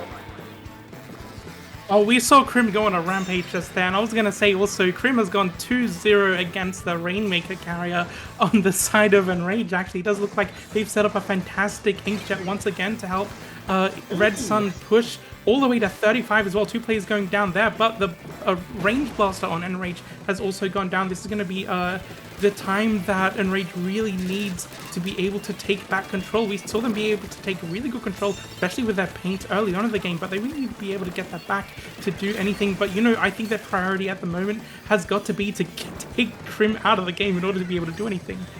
They can't continue to let Krim go on a rampage as much as Krim has been doing, because that ballpoint has been going off there on Red Sun's end, and ENRAGE they need to find some of those answers for some of the Red Sun members, as Jens have going down as well, and the Rainmaker is going to be reset. So Ryan pops the crab tank to at least build up the space and try to put paint down for ENRAGE as much as they can, as everybody's is going to collapse onto Nico on Red Sun's end, and that will be a member down. Maybe this could be the go button here with a minute left to go here, Lily. Yeah, you do say it could be the go button, but we do see Krim coming back on the Inkjet as well. It looks like ENRAGE know not to pick up the Rainmaker right at this moment. 2 players have gone down on control on Red Sun. It does look like they do manage to pick up the Rainmaker here. They're gonna make a dash for the checkpoint. They're gonna get the checkpoint. They're gonna have the rest of their team trying to take up some space over there, but it does look like Red Sun does have some of their specials on board. We've seen the Tri-Strike come out, surviving the Tri-Strike and the Crab once again, but this is going to be an absolute bloodbath if they manage to do anything here in terms of win a fight. Looks like players are dropping down one at a time here, but they are going to be pushing forward, inching forward. The hammer coming out just at the crucial moment, I gotta say, getting a great pick as well from the Rainmaker. It looks like they may be able to take some kind of lead here, which they do, just a couple of points, but in the last few seconds this is exactly what they need to be able to win if they can stay up and test this. Looks like we are going to try and manages the TK. So this is going to be either Red Sun has the control here, and it does look like in the last few seconds they got their team together. They managed to control that area and push back against that massive lead that Red Sun actually had throughout most of the game, I feel. I would like to point out, sorry for the interruption there, but I'd like to point out there, Lily, that hammer went off. Yeah. At 2 crucial moments throughout the. That you might have heard me just realize that in front of everything there. That hammer found so much value. 2 members going down, that caused the first checkpoint. However, that sploosh had so much value for ENRAGE to stop Red Sun's push. And as you mentioned, Red Sun had so much control throughout the first half, but the hammer just needed time to get set up and find the members that they needed, and they carved out a path even past that first checkpoint. They just had to waffle and navigate through around that area in order to make that work, and I gotta give a huge shout out. So that Sploosh did their job the way they needed to in that Rainmaker map. Oh, for sure. I really loved seeing what the hammer was able to do here, and I know that like people do want hammer to get those buffs, but you know, if you get those hammer plays like that, you can get so much value out of it if you have a team that can push off the back of it as well. And I loved seeing, even like early on in the game when they were going for that very first push, the hammer being able to take control very soon and very quickly over the ramp, getting towards the checkpoint as well, I thought was fantastic. But unfortunately they just managed to lose it just a little bit with Krim coming out on the impressive Inkjet quite early on in the game. Does look like actually we are moving into Clam Blitz. Not going to talk too much about that previous game. Clam Blitz, Humpback, Pump Track. Yeah, this is gonna be a very condensed map there, so a lot of fast pushes can happen here on Clam Blitz here in Humpback Pump Track, to say the least. And Jeff's back on the Sploosh, but Ryan's gonna be flexing over to the Tri Nouveau with the big change there. But again, the objective is still gonna be the same. How do you neutralize the rest of Red Sun? They were able to do that. ENRAGE was able to do that in the last few moments there, and maybe this fast push from ENRAGE, especially with how this map plays out, this could be the play that ENRAGE needed there, as both teams just gathering clams basically to get this one going. Yeah, well, we did see Red Sun basically only have 3 players up for the first 25 seconds of this game, so it does look like ENRAGE is going to be making good use of this, but unfortunately, ENRAGE actually goes 3 players down right there, giving Red Sun some time to actually push back up and regain control of mid as well. Yeah, this is going to be a good retake of mid there. Red Sun's able to get some of that control back as much as they could. The Splat Bomb is just going to fall right into the range blaster. Very unfortunate state of affairs there, as both teams losing 2. And this is just turning into, of course, a bit of a mess here in Humpback Pump Track, as, again, because of how small this map can get, you're going to be seeing probably a lot of fights pan out. And especially with this being a Clam Blitz map, it's going to take some time, really. It's going to probably be a huge fight desperately needed in order to even get a push started. We do see that Red Sun has a lot of clams in their clam economy right now, as both teams loses 2, but only minimal clams were lost by the end of that. And ENRAGE is just trying to push up ahead. Jeff trying to find anything with a hammer, not able to find any value. And again, just everybody's all over the place, just trying to make something happen. Yeah, I want to be able to see what Red Sun can do. They do have the Inkjet coming out. They do lose a player, but 2 players have gone down on ENRAGE as well, which is giving them some space to push up ahead. We're seeing the Slosher come out with the Tri-Strikes as well, trying to push Jeff out of any effective area. Also pushing out with a bomb, which is really good. Looks like they might start to get picked off there or something, but they do manage to get the power climb in. 2 players have gone down, 3 players on Red Sun, so maybe they unfortunately won't be able to get too much score off of that. But this is basically given ENRAGE the entire map to play around with at the moment, as they start getting all their clams together. They start getting their specials online as well. We are seeing the hammer. I want to see some hammers coming out at the moment. It does look like they are getting ready to set up their push with the wave breaker coming out, and it does look like they find an opening as well, and they may be able to play off of this just a little bit more successfully than Red Sun did in their initial push right there. Yeah, and the follow-up perfect as well, taking the Pity Clam from base and squid jumping, a very classic Clam Blitz maneuver, and it puts ENRAGE able to put this down to 27 points remaining as the Sloshers just trying to contest, Red Sun rather trying to contest with the rest of ENRAGE there. Jeff able to find a pick, but not before going down as well, and that's an even stellar push from Red Sun. We saw basically a tale of 2 pushes here, Lily, with Red Sun 1 and done, ENRAGE way more, and I think what also kickstarted ENRAGE's push, a lot of control of that mid area, and then able to get the power clamp in just to get that quick push started, as 2 members going down, and look at that though, that's 2 members going down on the hands of Nico, and they got that power clamp spawned in. 70 points remaining, but where is the follow-up? The Slosher is just around the area, so is the NZAP, but no clams to speak of. This jump is just in time, literally seconds away from that basket closing, but the rest of the team is wiped out. ENRAGE, it's only the range blaster alive, and 1:20 left to go. Red Sun at least cuts the deficit a little bit, but they need a lot more. They do. We do have 75 seconds left on the clock, and ENRAGE still trying to come in and take control of mid again. But Red Sun is coming back. They do have 1 player down actually on Red Sun, so ENRAGE is still going to be using this paint advantage at least to try and find some kind of opening to move up ahead. Both teams are kind of spaced far apart, just a little bit too much to be able to take too many people out at a time, just being able to play, looking for a time to play around for their special. Looks like 2 players have gone down on ENRAGE at the moment. We're seeing the hammer come out, if they can get some value out of this to take out anyone with that throw. Unfortunately, they do not. All players are online at the moment. One player, two players go down on the side of ENRAGE. This looks like an opportunity for Jeff to try and find a pick. Unfortunately, go down once again. In control, Red Sun is basically in control of this other push here. This is definitely something they need to be able to get anything close to a lead here. It's only one clam difference. If they can get one more in, two more in. I mean, they do get a lead here in this last few seconds. It does look like, however, this might be a chance for ENRAGE to slowly push back in. We do get a bit of overtime that you can play around with, but if Red Sun's able to just bomb them out like we're seeing here and stop them from getting too close, they can win this.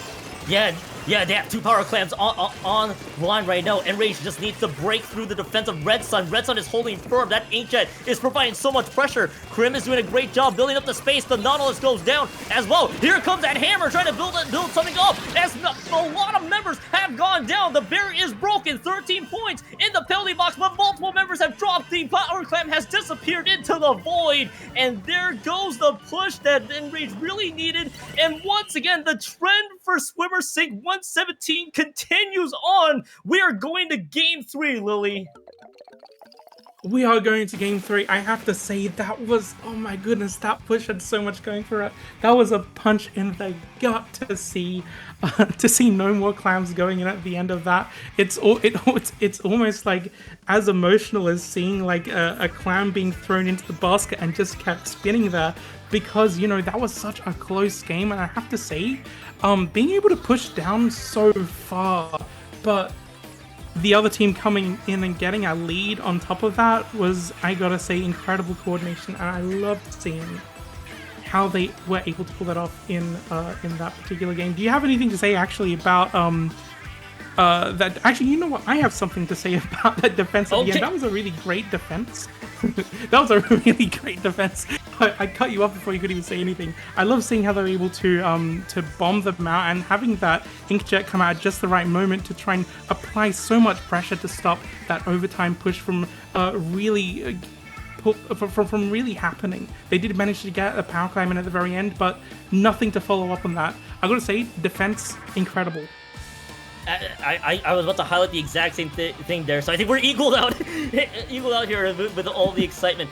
That defense was, by the way, clutch from Red Sun by the tail end of that one. I've highlighted there that Krim with that Inkjet. They needed that Inkjet pop, at least build the space, because again, look at how condensed that map was on Humpback Pump Track.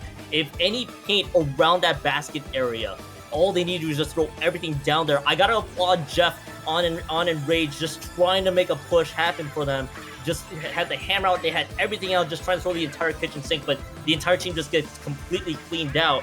And again, the trend continues on for this Swimmer Sync, going to a third map with both teams one map apiece. And it's gonna happen on Museum del Alfonsino Splat Zones, which this could be a very tricky map considering how large the zone gets. We could see a lot of hotly contested fights here around this side as we're about to load right in. Once again, Red Sun on Alpha side, ENRAGE on the Bravo side.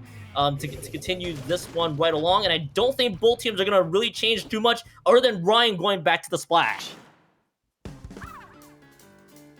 Yeah, so Splash here, pretty strong, pretty powerful. Having that option for range with the crab, of course, definitely something you want to be making use of here. It does look like ENRAGE is already trying to go for the early cap, but it does look like this is going to be still pretty heavily contested, I gotta say.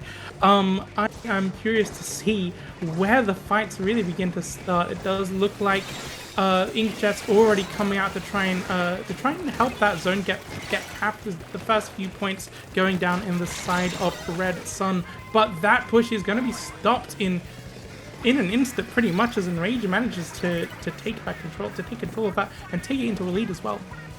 Yeah, and ENRAGE able to keep that zone alive for just a little bit longer, at least get the early lead. But as we do see again, ENRAGE losing 2 members out of the gate, and Red Sun back in the lead once again. So Red Sun just now trying to get as much control as they can. We're gonna see Krim here with this Inkjet, see if they can find anything so far. And it looks like this Inkjet isn't gonna really find too much value there, as the rest of ENRAGE respecting that Inkjet that Krim had from before. As we do see Miko going down, by the way, on the side of ENRAGE as well. So ENRAGE just having a hard time getting past base, and this is going down to 45 points remaining here, Lily. Red Sun with a lot of control. Yeah, this control is massive. This push is going really well for them. We're seeing that like these tri-strikes coming in just the right moment to stop ENRAGE from being able to push back in, but they are trying, especially with those subs, those specials coming out, with that rain coming out as well. Hopefully they can make some kind of push in there to neutralize the zone, but it's going to be difficult for them to paint unless they actually give it all their all, which we're seeing right now with the hammer, with the crab coming in, trying to keep as safe as possible. Looks like, unfortunately, they cannot cap that zone with only a few seconds left. Oh. It does look like Red Sun is in control of this game. 2 plays, 3 plays go down, or something like that, and that is going to be Red Sun in control. Red Sun in control of that game and in control of that set. Yeah, Red Sun moving on to Grand's there. Congratulations, and yeah, basically that was a tale of basically this map was not the same compared to the previous two. A lot of back and forth action to say the least on Clan Blitz and Rainmaker score. There's a lot of things to really process there. ENRAGE able to take it within the last 10 seconds, but just not able to continue that momentum onto further maps. Red Sun able to recollect themselves and basically, you know, able to get some of their control back that they desperately need. They're like, okay, we lost the first map. We got to reset for maps 2. Then we got to win the third map. Map 3 was the most convincing of them all. Oh yeah, definitely. I gotta say, like watching both teams play throughout this entire set, definitely felt pretty even. I gotta say, from both sides, right up until that final map mode where Red Sun basically just gave it their all. They were able to hold that zone for so long, being able to get those get that control around the other team spinner, around any other team spinner on museum zones as well, is definitely going to be crucial to stop that team, to stop your opponents from being able to push back in successfully. And if they do, they're going to have to take some kind of side route, some kind of flank. But if you've got your team in position to watch those flanks, then there's not too much you're going to be able to do with that.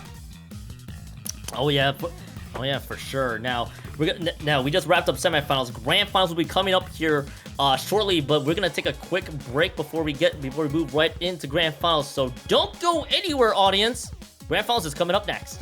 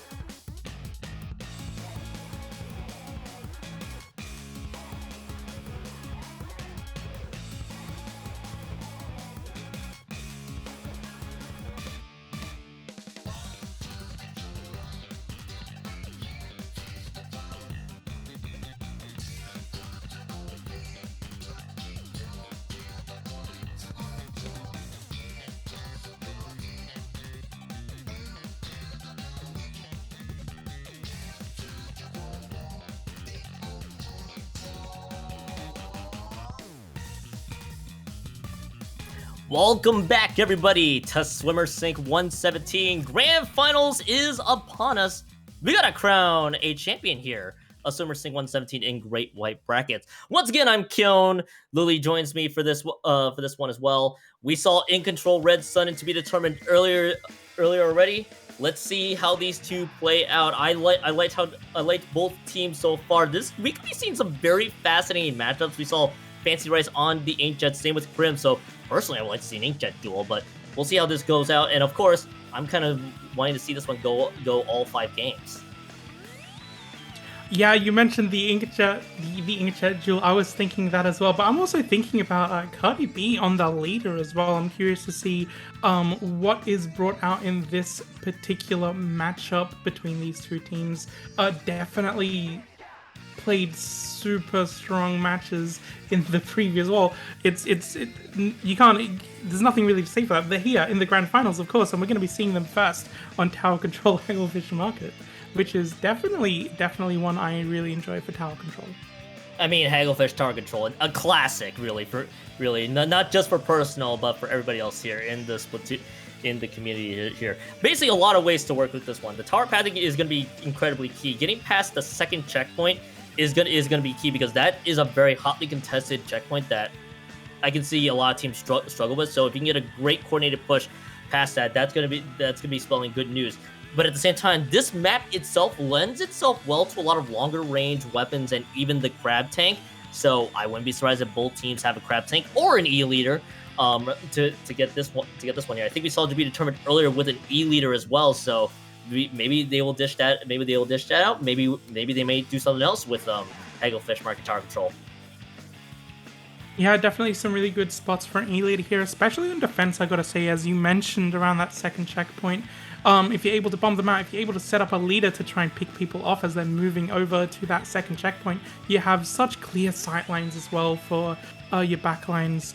Of course, I feel like this is definitely going to be a staple for Inkjet coming out, and I'm curious to see what weapons they do bring to the table here.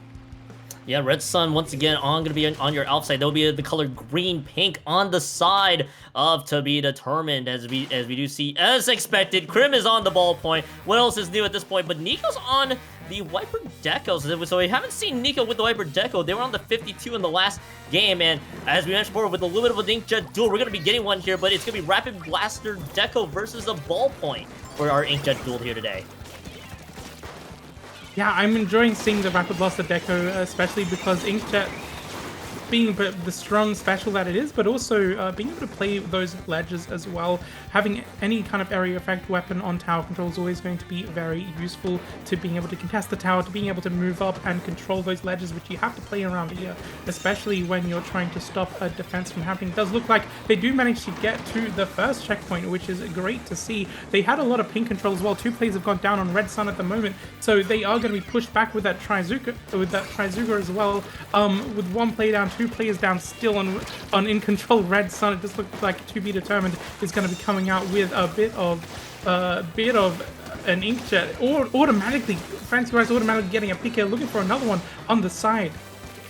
Yeah, to be determined, use it. Not being able trying to find. Yeah, not able to find that pick there, as it has mentioned. Sorry about that one, as Fancy Rice not able to find too much value with that Inkjet there. But now we're gonna see this first checkpoint actually broken. This one on this side here, as to be determined, able to break through. The T-Tech has gone down on that front. The Inkjet able to find even more, but it's going to be Krim finding a pick there, and the rest of the team has to retreat. They can't contest anymore to the second checkpoint. Red Sun, nice defense, but they're going to be trailing here with 3:20 left. Yeah, we are seeing Red Sun already trying to move back and get a little bit more control over mid, but they are going to be pushed back a little bit by those Tri Strikes. I'm not sure if those Tri Strikes are working out for to be determined just yet. It looks like Moose already goes down, and those Tri Strikes coming out from Red Sun, it looks like already we're seeing a very aggressive Inkjet automatically being punished by another. There's your Inkjet fight happening right there. It looks like already this Inkjet is beginning to push back Red Sun from being able to move the tower too far forward, but they hop right back on, it looks like, until they get picked off at that moment just there.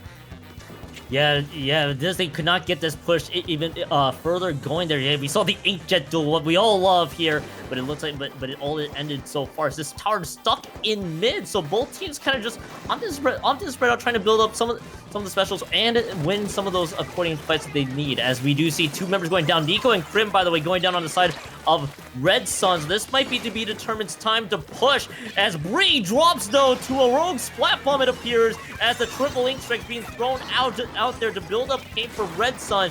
And it looks like at this point though, it doesn't look like they're gonna get too much out of this one. They're just gonna keep this tower neutralized.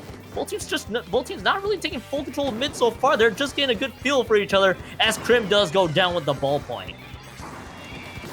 Yeah, we can see these specials coming out, and the teams are kind of moving up ahead, but then they are met with the other team have to move back once again as one or two players start going down on either side. Does look like Red Sun has two players go down, but they do have their Inkjet online ready to go, and we're seeing the missiles come out, and there's the Inkjet as well. Looks like the Moose is already setting up on that top left area, but it looks like they're going to be contested. They do manage to survive and actually get back on the tower to try and push just a little bit further if they can, getting it over to the second checkpoint. This looks like a pretty successful push for them. Yeah, and so far, Red Sun's able to at least stop it there. I was afraid that they were going to get past the second checkpoint, as to be determined, may have just gotten a little too opportunistic, trying to make the push go even further, but they all get punished accordingly, and this gives Red Sun time to actually build up paint and territory in their favor. Bree does go down, so did Nika on the Wiper Deco as well, and both teams losing one coming down to the last minute here, Lily. This is going to be Red Sun's time to shine. That is right, Con. It does look like Red Sun was definitely setting this up in those few seconds they had after To Be Determined made their push. This is definitely an opportunity for Red Sun with those three players down to be able to take control over that top left area to stop anyone from being able to defend that. We can see those bombs coming out. We can see the Slusher really trying to take control. Looking for a pick there on the side. Looks like, unfortunately, the Slusher goes down, but they're going to be continuing this push. Moose going down right there. Bree cleaning up the tower and getting back on. It looks like they aren't actually able to make any to make any further push there, but that has been an incredible 1 point difference.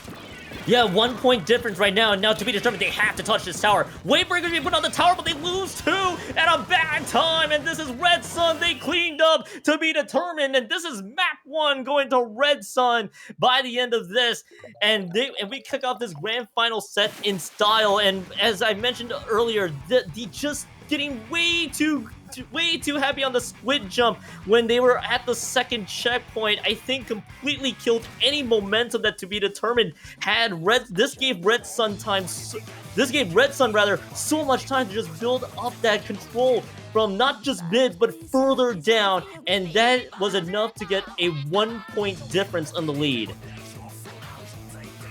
Yeah, they definitely needed to get all of that paint coverage to be able to move in, to pressure those ledges, to pressure that tent on top left as well, to be able to stop anyone from To Be Determined, to be able to really make use of those nice defensive positions to stop the tower. Definitely helped them push that tower up ahead by that 1 point that they crucially needed there. Oh my goodness, what a game, I have to say. A 1 point difference. I'm excited to see what these two teams bring to the table in Rainmaker Undertow Spillway. Another classic, another staple, a personal favorite of mine, in terms of Rainmaker at the very least. What do you reckon we'll be seeing here? So there's a lot of ways that both teams can go, but both teams have pretty much dished out very similar weapons across their respective matchups that we saw earlier on stream today. So I wouldn't be surprised if there isn't going to be too much in the way of changes, really, from To Be Determined and In Control Red Sun. I wouldn't be surprised either, though, if Fancy Rice switches off of the Rapid Blaster Deco, but only for the sole reason that the Blaster may not be able to pop that Rainmaker as fast. But at the same time, maybe they do want to value that Rapid Blaster Deco with the Inkjet, maybe trying to find, maybe with Fancy Rice trying to go up in the air and fly and find some picks along the way and help enable To Be Determined to get some critical pushes. So I wouldn't be surprised if they keep it the same-ish, and if there are changes, I don't expect it to be too fundamental. They do seem to have things working for them really well. Like if you're having a 1 point difference between both teams in the previous match, of course there are things that are definitely working for both teams here. We are seeing, however, the weapons come out. Cardi B on the Lita. We actually are seeing the blaster, the rapid blaster deco come out again. Fancy Rice playing that. We're seeing Bree. It already looks like Red Sun's getting the pop right there, but they're gonna have to be moving up ahead to be able to make use of any kind of space that they want to start building up here. And we can see both teams kind of like moving forward a bit, trying to get a little bit of damage to make their presence known, a little bit threatening. We're seeing Bree sharking around here, trying to look for exactly the right pick that they need, getting a great camp, but unfortunately getting picked off. Who gets picked up once again? 3 players have gone down in control. Red Sun to be determined are going to be picking up the Rainmaker and creating a path to get that first checkpoint on the left-hand side. This looks like a very clean push that Cardi B manages to make here. Unfortunately going down at the end, but you know what? They do manage to almost make that first checkpoint. Not quite. It does look like to be determined are still going to have to fight for this checkpoint. Yeah, to be determined, they're still gonna have to fight around that checkpoint area, trying to make this one happen. But this Rainmaker is actually gonna reset here, which is not a bad play. This allows that Rainmaker this allows Red Sun to help them to hopefully reset, get everything back together as they ended up losing that crucial fight. And the key thing too that's been alluded, not the first checkpoint yet, so this will not be free points here for to be determined once they get past the first one. But Red Sun is out and down again as they lose 3. Cardi B picking up this Rainmaker. Now the rest of the team is set up for this first checkpoint, but it looks like Cardi B is going to run straight into the triple H strike, the wrong place to be for slamming home the Rainmaker. And it looks like the rest of this team, though, as we do see multiple picks from the sky goes Grim and the rest of Red Sun, they stop this push from happening. The first checkpoint cannot be capped, and this is a total wipeout. Red Sun stops the attempted push. My goodness, Krim going on once again, another rampage that we are seeing here. My heart kind of sank when I saw that second attempt at taking that checkpoint being prevented once again. It does look like 2 players have gone down on Red Sun. It does look like they're gonna be trying to do something here to get a pathway going for them, because to be determined, they're still going for this checkpoint. Maybe third time lucky, I gotta say. Maybe if they can make something happen here. It does look like they do get picked off by Krim once again. Unfortunately, Cardi B going down there with the Rainmaker. Nothing much will happen off that. But I gotta say, however, even though Red Sun have been able to prevent that checkpoint from being taken, they haven't got any points left yet, and we are more than halfway through this match, potentially. Yeah, Red Sun's been having a hard time just being able to get anything going on offense, because more often than not, to be determined, able to just go play very aggressive and just flank from the back. But this might have been the case where to be determined may have been way too aggressive as they did lose 2 from earlier. Bree has to retreat now. Cardi B is a little bit far up front in no man's land, being surrounded by an Inkjet. The triple H strike, it's just carnage everywhere and surrounded by the rest of Red Sun, able to take out the Rainmaker holder to get that one going, as Krim using the Inkjet to at least pressure out the rest of the team. Trizuka was popped out from to be determined as well, but no value whatsoever. For the first time, I believe we might be seeing points on the board, and yes, Red Sun will get points, and they will get a lot more. That's a second. That's 2 members down. They broke through the checkpoint, and Red Sun has the lead. Yeah, this is an incredible push for Red Sun at this point in time. They're going to be pushing this even further, evading for just a couple of seconds those close range shots from Cardi B. 2 players have gone down on Red Sun, but they do have that lead to 39, which is going to be fantastic for them leading into the last minute of the match. Now, to be determined really has to be working to get that lead back off them, because not only do they need to get that checkpoint, which they've tried maybe 2.5 times to get so far, but they need to be able to get even more points on the board now. Yeah, it's gonna be more than just the first checkpoint, because we saw Red Sun picking up that Rainmaker further, as they're gonna go take the right checkpoint, the right move actually, because there was so much paint around that checkpoint from to be determined's end there. As we do see this pop, this will get popped. 3 members have dropped on the side of Red Sun. Maybe this is the time for to be determined to take full advantage here. The Trizuka is building up a space, but they're trying to take up the ramp, and it's a 1-point difference once again, but not the lead. 3 members have dropped on to be determined's end, and now Red Sun picks up the Rainmaker. They're moving it up a little further ahead, but this is going to be stall territory for Red Sun. For to be determined, they have to take off this Rainmaker guy who was just staying safe around this ledge area, and 2 members going down is not helping to be determined's cause. More members dropping left and right, and Red Sun will go up in this grand final set 2-0. They are at match point.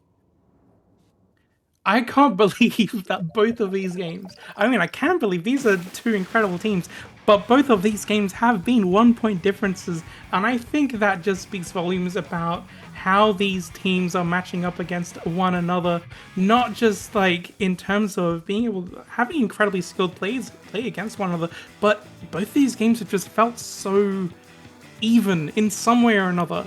Even if like each team manages to get like the push that they need, like Red Sun being able to get that push after more than the halfway point in that game, being able to like patiently know that, okay, we've identified what To Be Determined are trying to do. They've been trying to get that checkpoint, they've been trying to push it up, but once they get pushed out and once they actually get wiped or have 2 or 3 players go down, once Red Sun have been able to take the advantage that they so clearly see, which To Be Determined, unfortunately, even when they did try to take that advantage, they do get picked off, definitely managed to make that work for them really, really well. And having that Rainmaker in the last few moments just to stall, definitely the only thing that they needed to do in those last few seconds as well.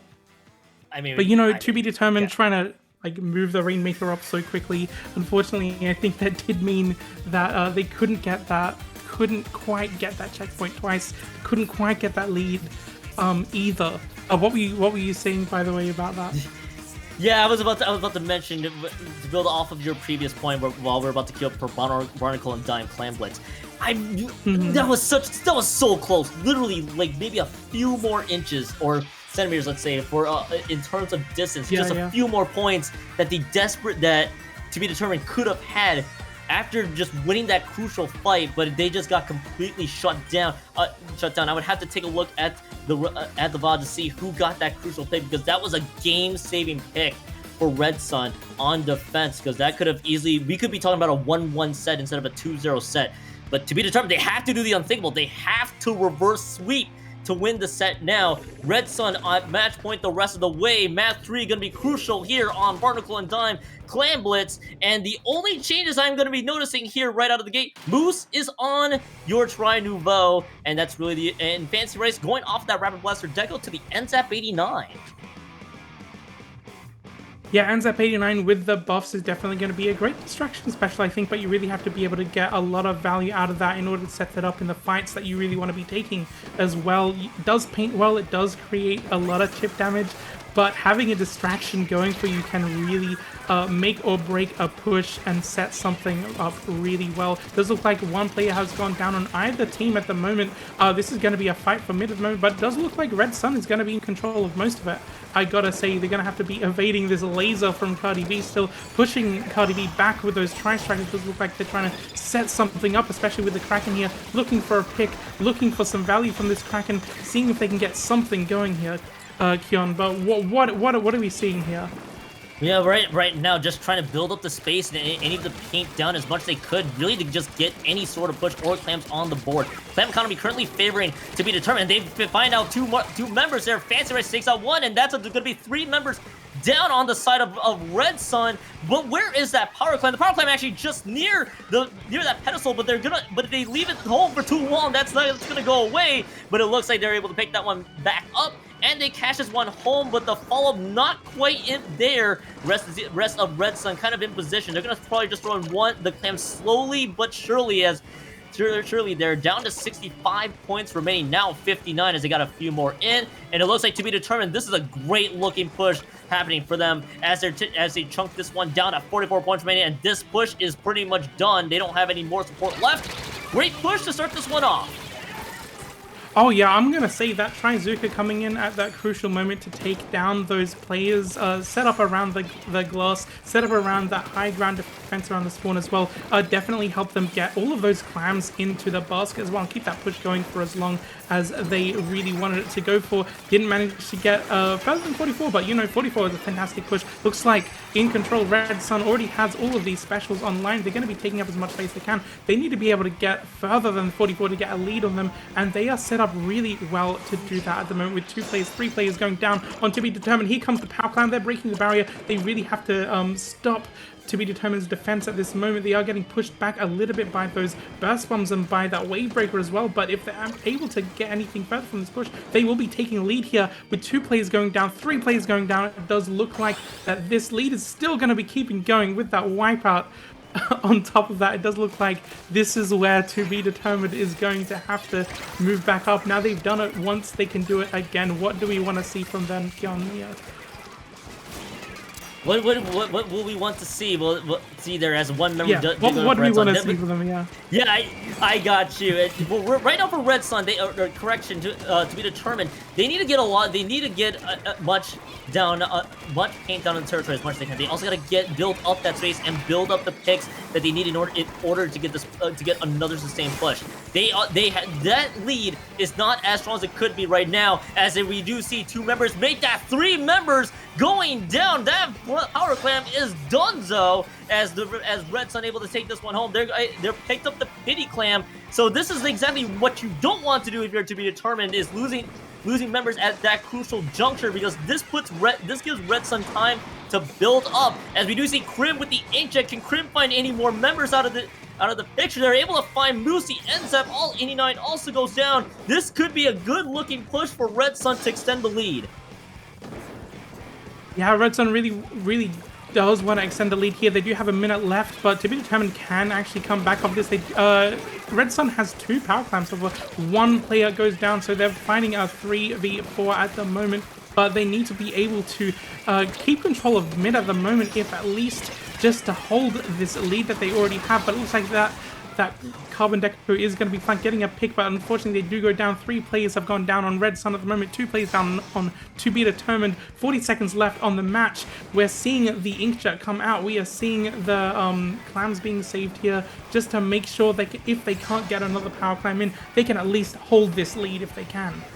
Yeah, right now, Red Sun, they just need to hold this lead and try to make something happen. All they gotta do is just play as much defense as they can. They're just juggling this power clam, keep it in mid. They have to keep the To Be Determined at bay, though. They have to prevent a push from happening on To Be Determined, and losing 2 members isn't gonna help matters. 96 scout Zek on the trying to vote bait, some part of their front line going down, but look at the field members. That's 2 members going down. Crim is clutch again, a clutch double. Where is the power clam? It's still stuck at base. The power clam is still stuck at base. The trying to vote and Bree still trying to make something happen here. We're about halfway down to overtime. That inkjet finds out another member. They just gotta hold the line for just a little bit more. And In Control Red Sun has done it. The sun shines bright here tonight for In Control Red Sun. They will take home your Great White Bracket Championship. Congratulations.